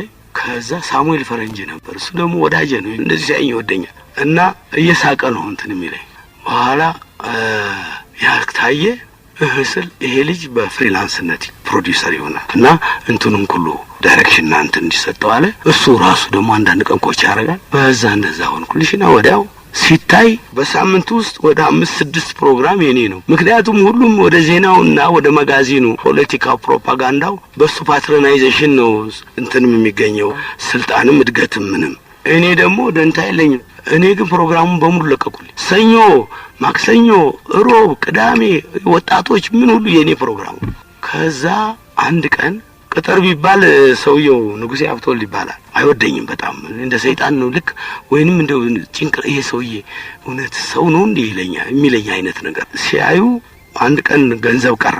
ይሄ ወርክ ፍሬ ደግሞ ለአንድ እንትን እኮ ለአንድ ዳይሬክሽን 25 ብር ነው። ፕሮዲዩስ አረግ ደግሞ 25 ብር ነው የሚከፈለኝ ለአንድ ስራ 25 እሱ ይጠራቀምልኝና በወሩ ላይ ከሺ በላይ ይሆናል። ምንድነው ይሄ ማን ነው ሲል አባተ መኩሪያ አረበል ጠራ። ሳሙኤል ምንድነው ይሄ እንዴ እሱ ነው እኮ ደግሞ እኔ ስጦታ በጣም ስለነበረ ፍቅሩም ስለነበረ ወዲያው ይቀጠር ሲፒኤ ጻፍ ደሞዝተኛው ከ500 ብር። ከዛ በቃ እኔም ያዝኩ 6 ወር ሰራው ኢትዮጵያ ቴሌቪዥን ምንም እንደው ሳትንገራገጭ ችግር ሳይደርስ አይስማ አንዳንድ የሳንሱር ምናምን ሁሉ ማአት አለ። በኋላ ስኮላርሺፕ ተሰጠኝ እንጂ ስኮትላንድ ሄጄ ስለ ቴሌቪዥን ሚዲያ ኮሚኒኬሽን ሚዲያ እንዳጣ እንግዲህ ለወጣቶች ፕሮግራም ነበረኝና በዛን ጊዜ ሚኒስትሮቹ በደጃዝማች ምኖቹ ልጆች ሁሉ እንግዲህ እንትን ሲሉ እኔ ያናስብ አይደለም ያረኩ ያሰብኩት እንደዚህ ብሎ ያስቃል ብዬ እንግዲህ አንዱ ሰፈር ያውደለድላል። የዛን ጊዜ ደግሞ እንደዚህ ያለ ነገር በጣም እንትን ነበረ ኮመን ነበር እና ባልየው ሲሄድ ውሽሜ ይመጣል እና እንደዚህ ያለ ነበር ጨዋታው። በኋላ አንድ ቀን ባል ይጠረጥርና ይመለሳል። ሲመለስ እንትን ውስጥ ታገባዋለች ቁምሳጥን ውስጥ ይሄ ሳጥን አለ። በኋላ እንግዲህ እኔ ሁሉ ጊዜ ከቅኔና ከንትን ጋር ነው የሚሄደው ብዙን ጊዜ ካልቸራችን እንትን እና በበገና ምትና በእንትን አድርጌ ነው ያስደረጉት። ኤክስፔሪመንት ኢን አርት ሚል ፕሮግራም ነበረኝ እና ወይ አልዳነ ወይ አልሞተ ጎኔ በሳጥን ተከተተ አይቀርም ሞቱ ሁሉም ቢታክቱ አለና በዘነዘና ከፍቶ ይደበድባል ነው ከዛ ሁለተኛ እንዳይደርስ ያደርገዋል። ይሄን ሳንሱር ይይዝልሻል። ቅዳሜ ነው ማሳየው። የዛን ጊዜ ሳንሱር ክፍል ደግሞ በምክትል ሚኒስትር ማዕረግ ነው ኃላፊው የሚታይ ጸጉር ነው የሚሰነጥቁት። እና ይሄማ በሚኒስትሮችና በትልልቆቹ ቤተሰቦች ላይ ሞክ ነው የሚያደርገው ያለበት ይጉላላበት አይደለም። እና እኔና አላሰብኩም በፍጹም እና እኔ ቲያትር የሚያስቅ ነገር ሰርቻለሁ ይሄ ነው። በወጣቶች ጊዜ ደግሞ እንደዚህ ያለ እንዴት ይሆናል ብለው ሳንሱር ያዘ። እኔም ልሄድ የተባልኩ ሰውዬ እንዳይሄድ ተብሎ ተከለከልኩ። ወደ ጸጥታ ተላከ። ከኢንጂነሪንግ ዲፓርትመንት 2 ከፕሮዳክሽን 1 ተብሎ 3ኛ ነኝ። እነሱ እንዲሄዱ ተደረገ። እኔ ቀረሁ። በኋላ በሁለተኛው ቀን ዶክተር ምናሴ ነበረ ሚኒስትሩ። ሄድኩ ስጠይቅ እና ጠበቅኩ 11 ሰዓት ላይ ልክ ሊገባ ሲል ዶክተር ምናሴ አልኩት። መቼም ነዶኛል ብሞትም ግድ የለኝ አንተ በጊዜህ የትምህርት እድልህን ጨርሰህ የኔን የትምህርት እድል ትነሳኛለህ? መብቴ እኮ ነው አልኩት። እንዴት አድርገህ የሰው የትምህርት እድል ምን? አዎ ትነሳኛለህ አልኩት። ና አለኝ። ሰው አንድ ጊዜ ከበብ ሲያደርግ ና ቢሮ ጠራኝ። አንተ ነህ እንዴ? አዎ እኔ ነኝ። ወዲያውኑ ህዝብ ደህንነት ሚኒስትሩ ጋር ደወልኩ። ምናሴ ነኝ። ያ እንደዚህ ያለው የኛ ልጅ እንዲለቀቅ ነገ እንዲሄድ እሱን ደውሎ ለቀቀው። እኔ አልፋለሁ። እጅ ነሳው። በማግስቱ ሲሄድ ምንም ነገር የለኝም። ዶላር ለሌሎች ሁሉ 500 ዶላር ተሰጥቷቸዋል። ማይንድ ዩ ደሞዛችን እየተከፈለ ምን እያለ ነው የግራንት ተጨማሪ ግራንት እዛ አለ። እኔ ምንም ነገር ያልያዝኩም የሆነች እንደ የአንድ ባግ ነገር ያዝኩ። ብሪቲሽ ካውንስል ይቀበላል አሉኝ። እንትን ስነገር በማግስቱ እነሱ ወዲያው በጣም ተናደው ነበር። እነሱ ሄድኩልሽ እየተገላመጥኩ አይሮፕላን ማረፊያው አሁን ያወርዱኛል። ምክንያቱም ህዝብ ደህንነት በጣም ሻርፕ ነበር። ያጼ ኃይለ ሥላሴ ጊዜ ካቢኔ የሚባል አለ። ሁሉ ነገር በማስታወቂያ ሚኒስቴርም አብዛኛው ሰላይ ነው። የዛን ጊዜ አያድርስ ነው። በየአቅጣጫው ነው። በቃ ባንዴ ነው እንትን የሚያደርጉ እና ይሄ ባህል ስለነበር ይሄን ጠንቅቄ ያውቅ ነበርና ማስታወቂያ ሚኒስቴር መስራት እንግዲህ እና የመጀመሪያው ድሌ እንደዛ ነው ያለፈው። ቆንጆ ትምህርት ቤት ነበር በእውነት። እዛ የዳይሬክተር ፕሮዲዩሰር ሆንኩ በሲኒየርነት። እንደገና ደግሞ ቢቢሲ አታችመንት እንዲሰጡኝ አፕሬንቲስሺፕ ቢጠይቁም ቢያሉኝ ራሱ ብሪቲሽ ካውንስል ጨመረና ግራንት ጨመረና ይገባዋል የሚል ሄድኩ። ቢቢሲ ሰራው። ከዛ ደግሞ አርቴፍ የዛን ጊዜ ሬዲዮ ቴሌቪዥን ፍራንሳይ እንትን አታችመንት ይሰጡ ነበር። እዛም ሄድኩ ፓሪስ ለመጀመሪያ ጊዜ። ይሄን ያህል እንደ እንግሊዞች አይደለም አጠቃቀማቸው የቴሌቪዥን። በእንትን ጊዜ በቢቢሲ በመሰራበት ጊዜ 2 አታችመንት ነበር። አንደኛው ኢንዲፔንደንት ቴሌቪዥን ገና ሲቋቋም ነበር የዛን ጊዜ። ሁለተኛው ቢቢሲ ቴሌቪዥን ራሱ ነው። ቡሽ ሃውስ ኦሪጂናል ስቱዲዮዎች አላቸው እና ኢንዲፔንደንት ቴሌቪዥን፣ ሪዲፊውዥን፣ ግራናዳ፣ አይቲኤን ኒውስ እነኚህ ሴፐሬት ስቱዲዮስ ናቸው፣ ግን ኢንቲግሬት ያደረጉና ሜንስትሪሙን ፊድ ያደርጋሉ። ማይ አታችመንት ወዝ ዊዝ ዲስ ማን ክሬግ የሚል ሲሪስ ነበረ ቢቢሲ ውስጥ። አይ ዋዝ አታች ቱ ዛት ሲሪስ እና የአንዱ ፕሮዳክሽን አታችመንት ነበረኝ። which is 2 ወር እንደዚህ ይፈጃል። አንድ ወር ምናምን ከምን ሪዲፊውዥን ሴሰሚ ስትሪት የሚሰራው ግራናዳ ስቱዲዮ ነበር። በጣም ፖፑላር ፕሮግራም። አይቲኤን ኒውስ የራሳቸው እንትን አለ እና ልክ ኤዲቶሪያል እንትን ሚቲንግ ገባለሁ። የቴሌቪዥን ሚዲያ ኒውስ እንዴት አድርጎ ከቨር እንደሚደረግ እና እንዴት አድርጎ ኤዲት እንደሚደረግ ራሱ ልምድ ቪዥኑን ለምሳሌ ምንድነው አፕቱዴት የሆነው የቀኑ እንትን ምንድነው ከሚለው የጋዜጦችን አፈላለገ እንትኖች ከኢንፎርሜሽን እንትን በጣም ጥሩ ልምድ ነው ያገኘው። ተሳትፎ ነው የበለጠ ልምድ እንዲሰጠኝ። ግራናዳ የሚለው ቴሌቪዥን ውስጥ ደግሞ አድማግም በአድቨርታይዚንግ ማጋዚን እና ምክንያቱም የዛን ጊዜ ሁለገብ ነው እንትን የኢትዮጵያ ቴሌቪዥን በግልም ሊቋቋም ይችላል የሚለው እምነትም ነበረ። የመንግስት ብቻ ሆኖ የሚቀር አልተገመተም እና ከዛም አኳያ ነበረ ይሄን ስልጠና የምንወስደው እና ያን አድርጌ የተመለስኩ ልምዱም አለ። አሁን ለመጨረሻ ፔፐር የሰራሁት the slight egg የሃሮልድ ፒንተር the slight egg የሚለው እና በስኮቲሽ ሲኒየር ስቱደንት አሉ ስኮቲሽ ስኩል ኦፍ ድራማ ኤንድ ሚውዚክ ከነሱ በነሱ ነው የሰራሁት። it was beautiful። በአንድ ቤንች ላይ እንትን በባቡር መንገድ ባስ በሚጠብቁ ቤንች ላይ ቁጭ ብለው በሚጫወቱ ሰዎች እንትን ላይ የተመሰረተ ነው። it was beautiful እና ምን ተሰጡኝ very good director ብለው ነው የሰጡኝ። ለዚህም ነው ደግሞ እንትን እንድሰጠኝ የተደረገው እንጂ ብዙዎቹ ተመልሰዋል ኮርሳቸውን ጨርሰው እና እንግዲህ ማን ይሻለ ብቻ አይደለም በእውነት ስሜቱም ነበረኝ። ከዛ በኋላ ጥሩ ስራዎች ለመስራት ሞከርኩ። በሰራም ደግሞ አንድም ቀን ተመስገኛ አላውቅም። ብዙ ጊዜ ለፕሮግራሙ ግዴለሽ ናቸው ብዙ ሰዎች እዛ ውስጥ ያሉት። ዋናው ኒውስ ነው። እኔ ደግሞ ለጉዳይ ለፕሮግራሙ በጣም ግዳለኝ። ሌሊት ሁሉ ሰራ 16 ሰዓት ምሰራ ሰው ነኝ እዛ። ሁለተኛ ነገር ደግሞ ሲኒማቶግራፊው ራሱ የቪዲዮ ጊዜ አይደለም እንዳሁኑ። የዛን ጊዜ ስትሪክትሊ ሲኒማቶግራፊክ ነው ፊልሙ ታጥቦ። ሁለተኛ ነገር ደግሞ ላይቭ ነው 16 ሚሊ ሜትር ነው። አሁን በቴሌሲኒ ነው የሚተላለፈው፣ ሪኮርዲንግ የለም፣ ላይቭ ነው። እያንዳንዷን ሾት ሊስት እያንዳንዷን ሙቭመንት ሪያርስ እናደርጋለን። ቴክኒካል ሪያርሳል። ስም አይቀበርም። ከመልካም ሽቶ መልካም ስም ይበልጣል። አንጀትን የሚያርስልህ በጽሁፍ ረገድ ደራሲ ጸጋዬ በቋንቋ በምንም እኔ እንደዚህ ያለ ሲናሪዮ ይዤ እዚህ ላይ በጣም ደግሞ ኢየሱስ የራሱነትስ የጭንቅላቱ በጣም ነው እንትን ይለኛል። አካዴሚካሊ ይማርከኛል በጣም እና እንድሰራም ኢንቫይት ያደርገኛል። አዘጋጅነት ጥበብ ነው፣ የፈጠራ ስራ ነው ወይንስ ክራፍት ነው፣ ስኪል ነው? እሱ ታለንት ነው፣ ስጦታ ተምሮ የሚወጡት የሥራ ሙያ ነው። በአሁኑ ጊዜ ዳይሬክተሩ ነው እንጂ ተዋናዩ እንኳን አይነገርለትም። አንድ ሰሞን ይሄ ትሬንድ ከጥንት የመጣ ነው። አሁን በ16ኛው 17ኛው እና 18ኛው ዘመን ደራሲ ነበረ ብዙ ጊዜ እንትን የዳይሬክተሩ ላይ አይታወቅም። ከዛ ፎቅ ያለ ወደ 20ኛው ዘመን ስንመጣ የተዋናዩ ሮል ይፋ የሆነ መጣ። አሁን ሆሊውድ ሲከፍል ለተዋናዩ የትናይ ነበር፣ ዳይሬክተሩ አይከፍልም ነበር መጀመሪያ ሲጀምሩ። ከዛ በተለይ ከ50 ዓመት ወዲህ የዳይሬክተር ሙያ በግላጭ እየወጣ መጣ እና አሁን በአሁኑ ዘመን እንደው ሰውየው ዳይሬክተሩ ነው በፊልምም ሆነ በመድረክም ሆነ በምንም ሆነ እና እንደዚህ እየተዘዋወረ ነው የመጣው። ግን አዘጋጅ መሆን ሁሉ ነገር መሆን ነው። በነገራችን you have to be an actor። ተዋናይነትን ተውኔትን በግላጭ ማወቅ፣ ስነ ጽሁፍን በተለይ ስነ ጽሁፍና ሊትራሪ የሆኑ ስራዎችን በፍቅር በማጣጣም የሚያዋህድ ሰው የሊትሬቸር እንትኑ በጣም ሰፊ ነው የዳይሬክተር እንትን ከሆነ እና ከዛም ደግሞ ይሄ እንግዲህ ስለ ድርሰቱና ሌላው ደግሞ የመድረክን ክራፍትና ስኪል ማወቅ ያስፈልጋል። ሌላው ምን አይነት አክቲቪስት ነው ዳይሬክተር? ይዘን አክቲቪስት እና ለተመልካቹ ያለው ፍቅር ለምን አይነት ተመልካቹስ ምንድነው? ምን ይገባዋል?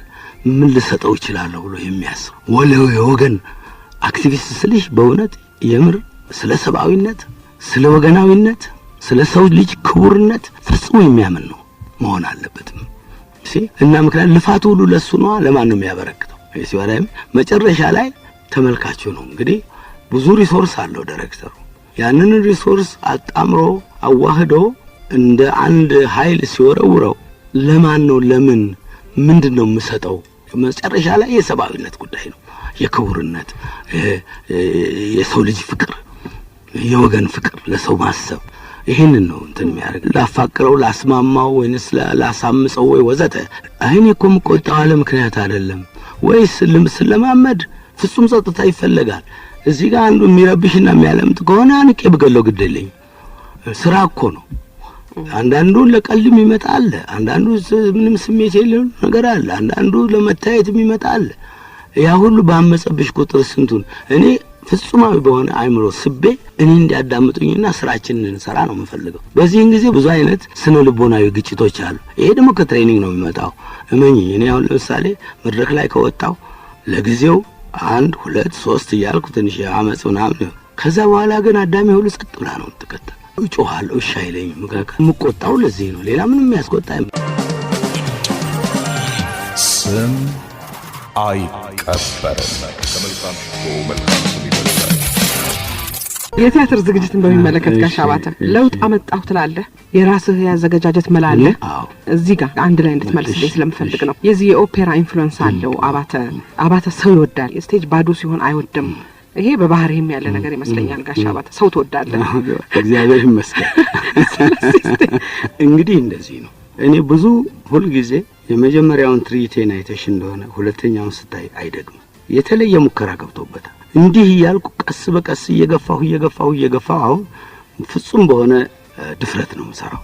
ደግሞ ራስሽን ከደገምሽ ምንድን ነው ታሳያለሽ? ያው ዛው ባለበት እርገጥ እኮ እና አንድ ሰው በተለይ ዳይሬክተር ከህይወት ጋርና ከሰው ጋር ሁሉ ጊዜ ስራው ውጤቱ የህብረተሰቡ ሁሉ አይነት ትውልድ ጋር የሚሄድ ስለሆነ ቅድም ምልሽ እዛው ላይ እንደ ዋቂና እንደ ስልጡን እንደ ጨዋ እንደምን ብቀር ቀረው ያኑ ፓርት ኦፍ ዘ ኔክስት እንትና መጣው ሰውዬ ከትውልዱ እድገት ከህብረተሰቡ ዳይናሚክስ ኦፍ የባህሉን እድገት ያ ትራንሴንድ የሚያደርገው ወይንም የሚተላ ትራንስፈር እየተደረገ በየጊዜው በየወቅቱ ያለው እድገት ጋር አብሮ ማደግ አለበት። ትወናው ከዛው አንፃር መሄድ አለበት። ያመለካከቱም ሆነ ያቀራረቡም ሆነ ከዛ የህብረተሰብ የንቃተ ህሊናው እድገት ጋራ ከእውቀቱ እድገት ጋራ ቴክኖሎጂካል አቅሙ ጋራ አዳፕቴሽኑ ጋራ ያለው እድገት ጭምር አብሮ መታየት መሄድ አለበት። አንዱ እሱ ነው።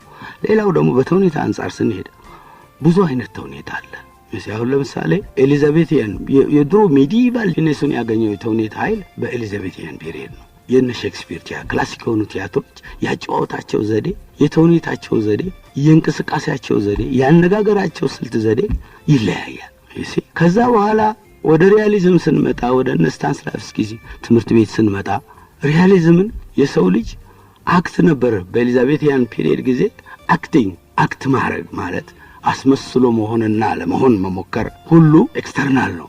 አሁን ሪያሊዝም ሲመጣ ኢንተርናላይዜሽን ነው ማለት ሰውን ህያው ሆኖ እንደ ሰው ሲሆን ሰው አንድ አይነት ሰው በምንም አይነት ዱፕሊኬት ተደርጎ አይታይም፣ አልተፈጠረም።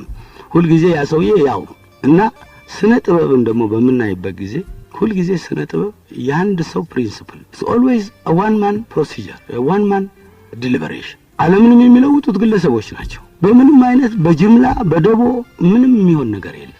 ሰውየው ተፈጠረ ኢንፍሉዌንስ ሊያደርግ ይችላል። የሱ ስራ ሌሎቹን ኢንስፓየር ያደረገ ማለት የፈጠራ መንፈስ እየሰጠ እየጋበዘ እያሳመነ ማድረግ ይችላል እንጂ ያንን ሰው ልሁን ሆኜ መገኘት አለብኝ ወይንም እሱ ነኝ ብሎ ማመንም ኢሚቴትም ማድረግም የለበትም።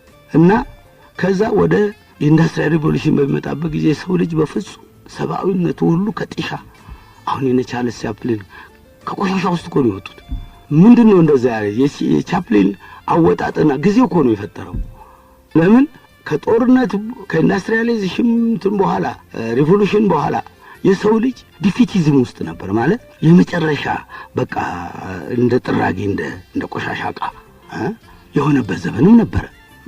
እና እንደው ማነው ስዊፍት ቀቅሏቸው ልጆቹን በእንትን እያለ የሚናገርበት ዘመን ነበር። እና ከዚህ ውስጥ በዚህ ሁኔታ የቻርልስ ቻፕሊን ተውኔት ሲመጣ ሪያሊዝም ከዛ ደግሞ በጣም መሆን ወይ ባለ መሆን ከሚለው መሆን ያንን ሆኖ መገኘት ያንን መሆን ከሆነም በኋላ ደግሞ አነጋገራችንም ስልት ሆነ፣ የእንቅስቃሴያችንም ስልት ሆነ፣ ያለባበሳችንም ሆነ ያንን ነው መሆን ያለበት። ሌላ ነገር መሆን አይደል። የኤሊዛቤቲያንን ላትና እንትን አድርጎ ቻርልስ ቻፕሊን ፍራክና እንትን አድርጎ ያ ደሞች የሚጫወታትን ለዚህ አይሄድም፣ ይጋጫል።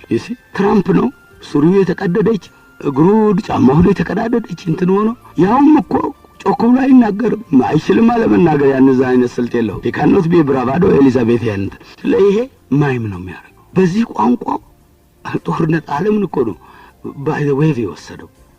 ሰውየው ሳይናገር ባደረገው ድርጊት ብቻ እንደሆነው ያ የማይናገረው ያ ቆሻሻ ሰው እንደዚህ ይህን ያህል ቋንቋ አለው። እንግዲህ ይሄ ስነ ጥበብ ነው። ሌላው ወደዚህ ጊዜ የእንትና የቻርልስ ተውኔት ይሄ ነው ነው። ከዛ አልፈሽ ደግሞ ባይ ዘ ዌቭ ሁኔታዎችን ወደ አንዱ ሬፈረንስ የሁኔታ ታሪክ ሂደት ይህ ሁሉ ሬፈረንስ ያለበት በጣም ግዙፍ የሆነ አንዱ ብዙ መልክ ያለው ማለት ህያው የሆነ ሁሉም የሆነ ሁሉም ሰው ያለበት የደረሰበት ወደ ሱሪያሊዝም በዚህ አይነት መልኩ ነው ማለት ሁሉን አቀፍ ሆኖ ነገር ግን ሁሉም እያንዳንዱ ራሱን ሆኖ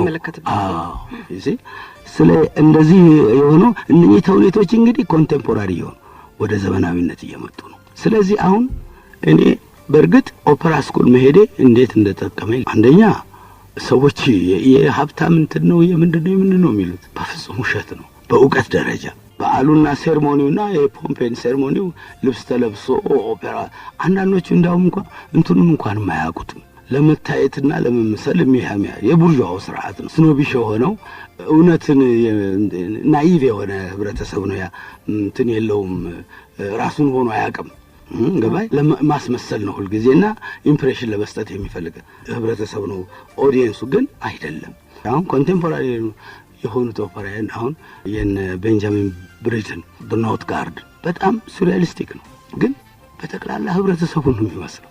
ደግሞ ይሄ ሚውዚካል የምንለው ነገር ከአፍሪካ ህይወት ጋር ይሄዳል። እኔ ለዚህ ነው አሉ የሚመስጠኝ። ምክንያቱም ፈረንጆቹ ኤግዞቲክ ፕሪሚቲቭ ምን ያሉ የሚጫወቱ የሚቀልዱብን የነሱን ምንነት ስለ ሙዚቃ ቲያትር፣ ስለ ሙዚቃ፣ ስለ ኦፔራ፣ ስለ የነሱን የቲያትር ጥበብ ወይም የፐርፎርሚንግ አርት ጥበብ ባለማወቃችን ምክንያት ውስጥ ዘልቀን ገብተን ባለማወቃችን ምክንያት እንጂ ከነሱ የባሰ የበለጠ በጣም ልዩ የሆነ ፎርም ለዓለም አቀፍ ህዝብ ሁሉ የሚረዳ የፐርፎርሚንግ አርት ጥበብ ልናወርስ እንችል ነበር። እናም አንድ ነገር ስንናገርኛ አሁን እምነታችንም ሆነ የሥራ ደባችንም ሆነ ወደ ጦርነት ማንኛውም ስራችን በሙዚቃ በሊሪክ በግጥም እና በዳንስ የተደገፈ ነው። ይሄ ሄሪቴጅ ትልቅ ሪሶርስ ነው ለአፍሪካውያኖች። ስለዚህ የዳንስን ጥበብ ዘመናዊውን የሆኑ ትራዲሽናል የሆኑ ማወቅ፣ የሙዚቃን ጥበብ የፈሬው ምዕራባውያኑ የሀገራችንን አጣጥመን ብናውቅ ስንት ነገር ፈልፍለን አውጥተን እድገት ሰጥተን አካዴሚክ እናረጋው ነበር።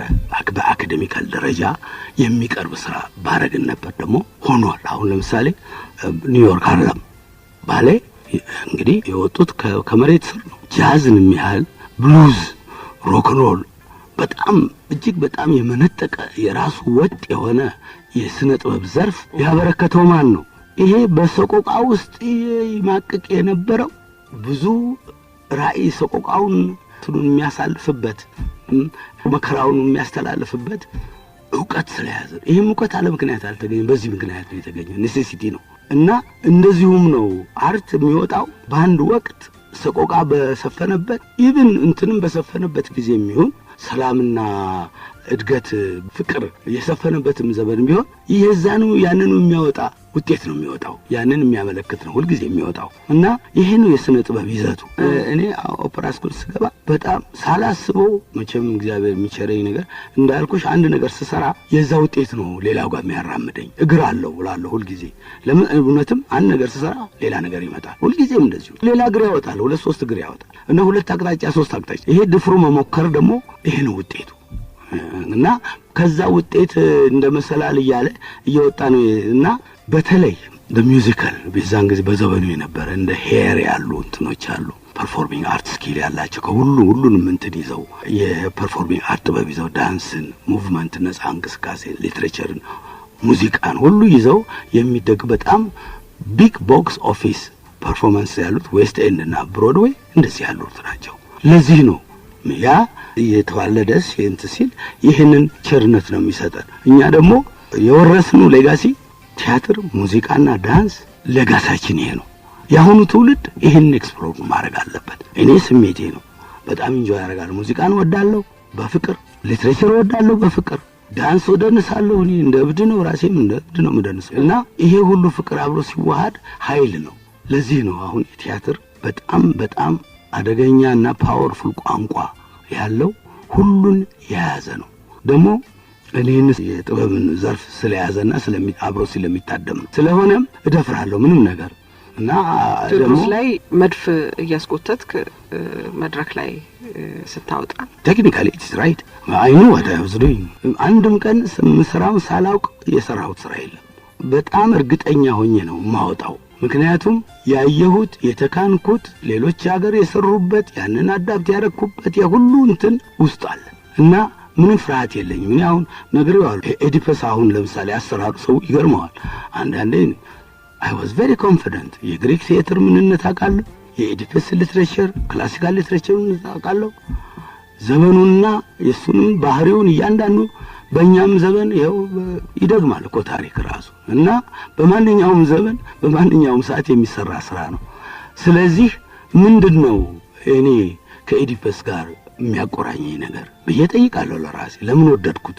ለምን አፍቅሬ በጣም እጅግ በጣም ማፍቀር እንደ ህይወት የዛን ጊዜ እኮ ነው ነገሮች የሚወጡት። እና እንዴት አድርጌ ነው በጣም ቀላል ነው። እኛ አሁን የኢትዮጵያ ታሪክ ያንኑ ያህል ርቀት ያለው ነው። 3000 ዘመን እንግዲህ ስነ ጥበብ ስለሆነ የሰው ልጅ ባህሪና የሰው ልጅ ነፍስ እንደ ገድል እየያዘ የመጣ ስለሆነ አያልቅበትም። ከዓለም ከትውልድ እያለፈ ነው የሚሄደው እውነተኛ ስነ ጥበብ ስለሆነም በአሁኑ ጊዜ ይሄ ሰውዬ ምን ይነካኛል፣ ምንድነው፣ ምን አይነት ያደርገኛል የሚለውን ነገር መጀመሪያ መጠየቅ አለ። ከብዙ አንፃር፣ ከፖለቲካው አንፃር፣ ከማህበራዊ ህይወት አንፃር፣ ከታሪክ አንፃር፣ ከእምነት አንፃር፣ ከሃይማኖት አንፃር ወዘተ እና ሳየው በጣም ኢን ፓራሌል የሚሄድ የግሪክ ሚቶሎጂ ከኢትዮጵያውያን ቸርች ሚቶሎጂ ወይንም ክርስቲያን ሚቶሎጂ ጋር በጣም በተጣጣመ ሁኔታ የሚሄድ ወቅቱና ጊዜው ደግሞ ማለት የፖለቲካው ይዘት ሞሮሌስ አንድ አይነት የሆነበት ይዘት የሰው ልጅም አስተሳሰቡና ንቃተ ህሊናው አንድ አይነት የሆነበት ነገር ግን በፍርሃት ሌላ ምን ነገር አለ። የሰው ልጅ ባይፈራ ኖሮ አምባገነን አይፈጠርበትም ነበር።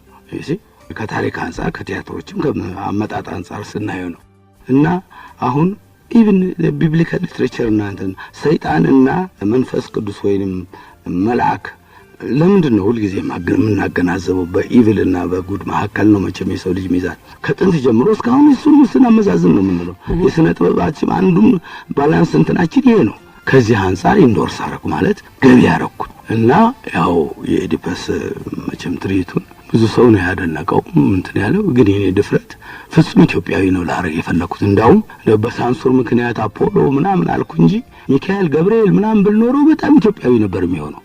ከባሽ ምልሽ ምክንያቱም ብዙ ሁኔታዎች የኛን ጊዜና ወቅት እንግዲህ እዚህ ላይ የተወሰነውን አክብሮት ለዋናው እንትን ከኔ በኩል ደግሞ እኔያዊ ማረጋው እንዴት ነው የሚለውን ድጋፍ ባላንስ አድርጎ መሄድ ያስፈልጋል። ስም አይቀበርም። ከመልካም ሽቶ መልካም ስም ይበልጣል። ዳካር እንግዲህ ብዙ ሽም ያለበት በመንግስት አንፃር ሲወሰን ከመንግስት ባለስልጣኖች ሳያውቁ አዋቂ ይሆናል። እኛ እንደ ተመልካች ይሆናል። በስልጣን ነው እነሱ እና እንደውም አንዱ አይ ቲንክ ኦዳውክ የተጻፈበት ጸጋዬ የጻፈበት ምክንያት ለዚህ ነበር እንደመሰለኝ። ከዛም ጋሽ መንግስቱም ያላቻ ጋብቻን በእንግሊዘኛ ተርጉም ተብሎ እሱም በእንግሊዘኛ በሀገር ውስጥ ያሉት ፕሌራይቶችና ዳይሬክተር ኮንቴምፖራሪ የሆኑ ስራዎች ነው እንዲቀርቡ የተጠየቀው። እዚህ ግን የኢትዮጵያ ኢሜጅ የሚባል የ3000 ዘመን ምናምን ያሉ ባለስልጣኖቹ ሃኒባል እንግዲህ ከሃኒባል ጋር ያለን ግንኙነት አላውቅም። ጋት ዋን ታይም ጀርመኖቹ በነበሩበት ጊዜ እንጃ ሞክረውት እንደሆነ አላውቅም ወይም አንበውት እንደሆነ አላውቅም። ሃኒባል ደግሞ የሚወስኑ ትልቆች ሰዎች ናቸው፣ እኛ አልነበርንም። ለነገሩ እኔ የዛን ጊዜ እንትን ትምህርት ቤት ነበርኩ፣ ቴሌቪዥን ምናምን እንደዚህ ነበርኩ ኤኒዌይ እና ጋሽ መንግስቱና ነጋይ ጸጋዬ ናቸው ሲሟገቱበት የነበረው እና በስዕል ዘርፍ በቲያትር በሀገረሰብ ጨዋታ ወዘተ ነው የተሳተፉትና በቲያትር አንፃር ሃኒባልን ነው ይዘው ሄዱት። ሃኒባል ማን እንደሰራው እንዴት እንደተሰራ እኔ የሌጎስ እንደውም በምስራቅ አፍሪካ አርቲስቲክ ዳይሬክተር ነው። በዞን ነው እንትን ያሉ ዌስተርን አለ፣ የኢስት አለ፣ የሳውት እና እንትን እኔ የኢስተርኑ ዞን አርቲስቲክ ኤንድ ቴክኒካል ዳይሬክተር ነበርኩ። ማለት ሶማሌን ሁሉ ነገር ጠቅልሎ እንደዚህ ታንዛኒያን ሌሎችን ሁሉ እና በዌስት ደግሞ እንደዚሁ ወሊሶ ኢንካ ነበር። ከዛ ደግሞ ቀጣዩን ወሳጅ አገር ኢትዮጵያ ነበረች ከናይጄሪያ ቀርቶ። እንግዲህ ዋናው የናይጄሪያ የፌስታግ በዛን ጊዜ ኢቦና የእንትኖች ጦርነት በጣም አይሎ ነበር እና ያን ኮምፕሌክስ ለማብረድ እርቅ ከተደረገ በኋላ የእርስ በርስ ጦርነት ኮምፕሌክስ ስለነበረ አገር ውስጥና ለሌሎችም አፍሪካ ኢንፍሉዌንስ እንዳይሆን በትልቅ ደረጃ ፌስታግ ኦል አፍሪካን አርት ፌስቲቫል ናይጄሪያ እንዲካሄድ የተወሰደውና የተደረገው በትለሙም ነበርም በጣም ትልቅ ነበር። ከኛ ሀገር 200 የሚሆኑ ሰዎች ናቸው የተሳተፉት። በሙሉ መላ አርቲስቱ ተሳትፏል። የፎልክሎር ለብቻው ነበር፣ የብሔር ብሔረሰቦች እንደሚባለው አሁን ደግሞም ማይም ድራማ ነገር እና ሃይማኖት ጋር የተሰራ አለ ነበር። እሱም ሄዷል። እነ ወጋየሁ እነ ደበበ ዘመናዊው ተዋንያኖች የተሳተፉበት በስፋት ነበር። እሱን ይዘን ነው የሄድነው እና እንደሞ የሶማሌም ጦርነት ጊዜ ነበር። የዛን ጊዜ የሚገርመው ነገር ፓቪሊየን ትልቅ ሰፈር ነው የተሰራው ቪሌጅ እና እያንዳንዱ ብሎክ 4-5 ፎቅ ነው፣ ብዙ ሰው የሚይዝ ነው እና ወደ እኛ ስንት ሺህ ነው በመቶ የሚቆጠር በሺ የሚቆጠር ነው የተሰራው። በኋላ ለሀገሩ ህዝብ ሊጠቅማል ብለው ነው የተሰራው። እና ጎን ለጎን እኛ የሶማሌና የኛ እንትን ጎን ለጎን ነው። እና መቼም ኢትዮጵያና ሶማሊያ ሁሉ ጊዜ እንደተዋደደ ነው። እና የኛ ልጆች እነሱ ጋር ነው የሚያድሩት፣ እነሱ እኛ ጋር ነው የሚያድሩት።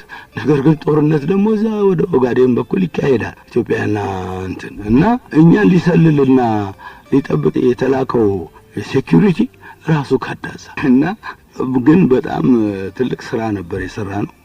ወስጎድ ፎልክሎር ነው እኔ ያዘጋጀሁት የሀገረሰቡን ጨዋታ ነው። እና በጣም መቼም እንትኑ አድካሚ ነበር። አየሩ ምኑም አይስማማም። ደሞም ከአሶሳ ከወላይታ ከሞጎፋ ከአማራው ከኩናማዎች ሁሉ ነበሩ የዛን ጊዜና በጣም ትልቅ ቡድን 112 ሰው ነው ይዘን የሄድነው እና በጣም ደስ ይል ነበር። አሁን ያሶሳ እንትን በዛ ስቴዲየም ውስጥ ልክ እያንባረቀ እንደ ፋንፋር ነበር። ደግሞ ነርሲስ ናልባንዲያን ነበር እንትን አሬንጅ ያደረገው።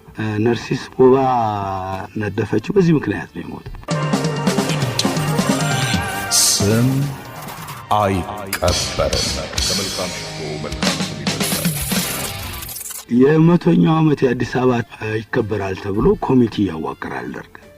ሲያዋቅር እኔንም እዛ ኮሚቴ ውስጥ ያገቡኛል እና በሙሉ የሰፋ አባል ነው። እዛ ሁሉ ሙዚቀኛው ሆነ ምኑም ያው የሰፋዎች ናቸው።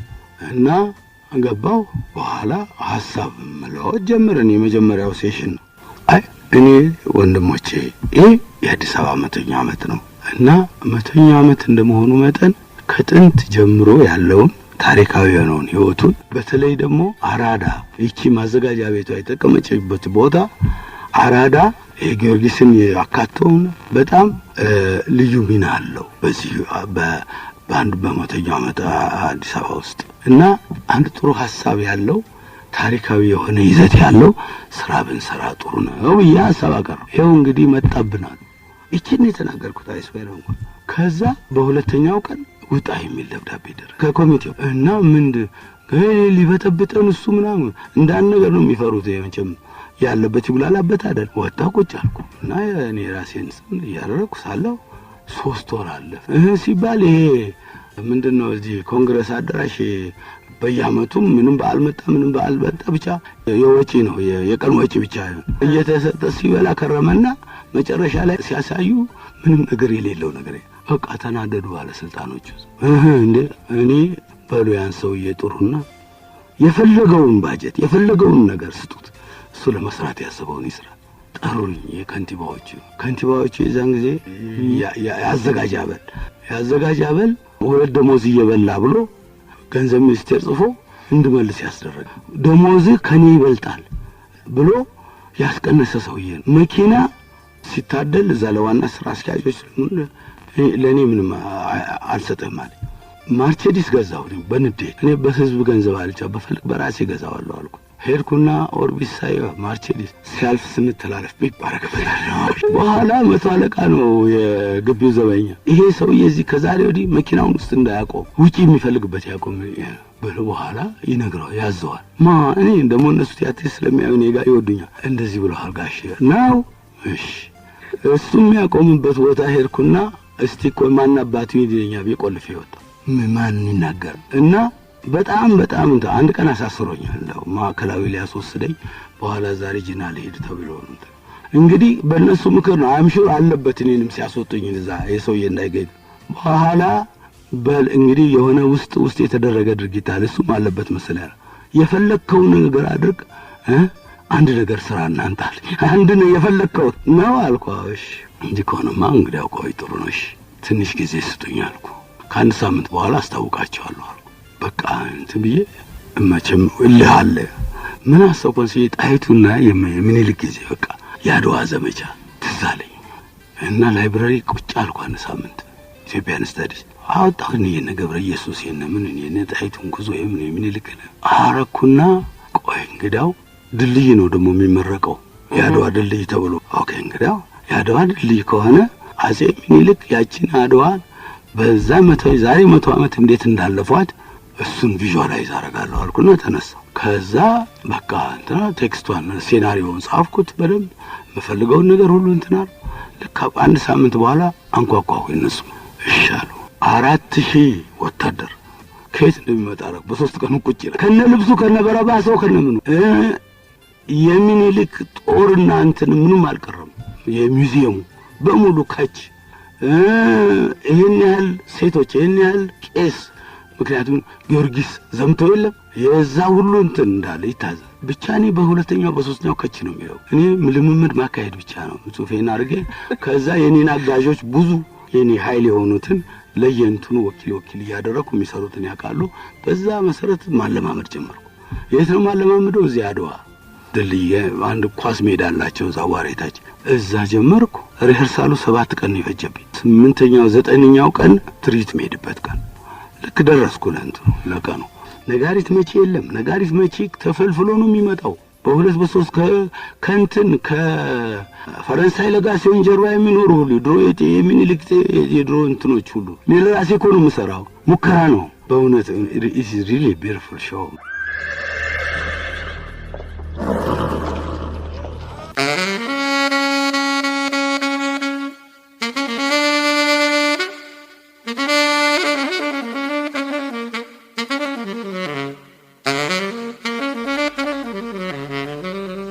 አንጋፋው የጥበብ ሰው አባተ መኩሪያ በተወለደ በ76 ዓመቱ ነበር ሐምሌ 14 ቀን 2008 ዓ.ም ከዚህ ዓለም በሞት የተለየው።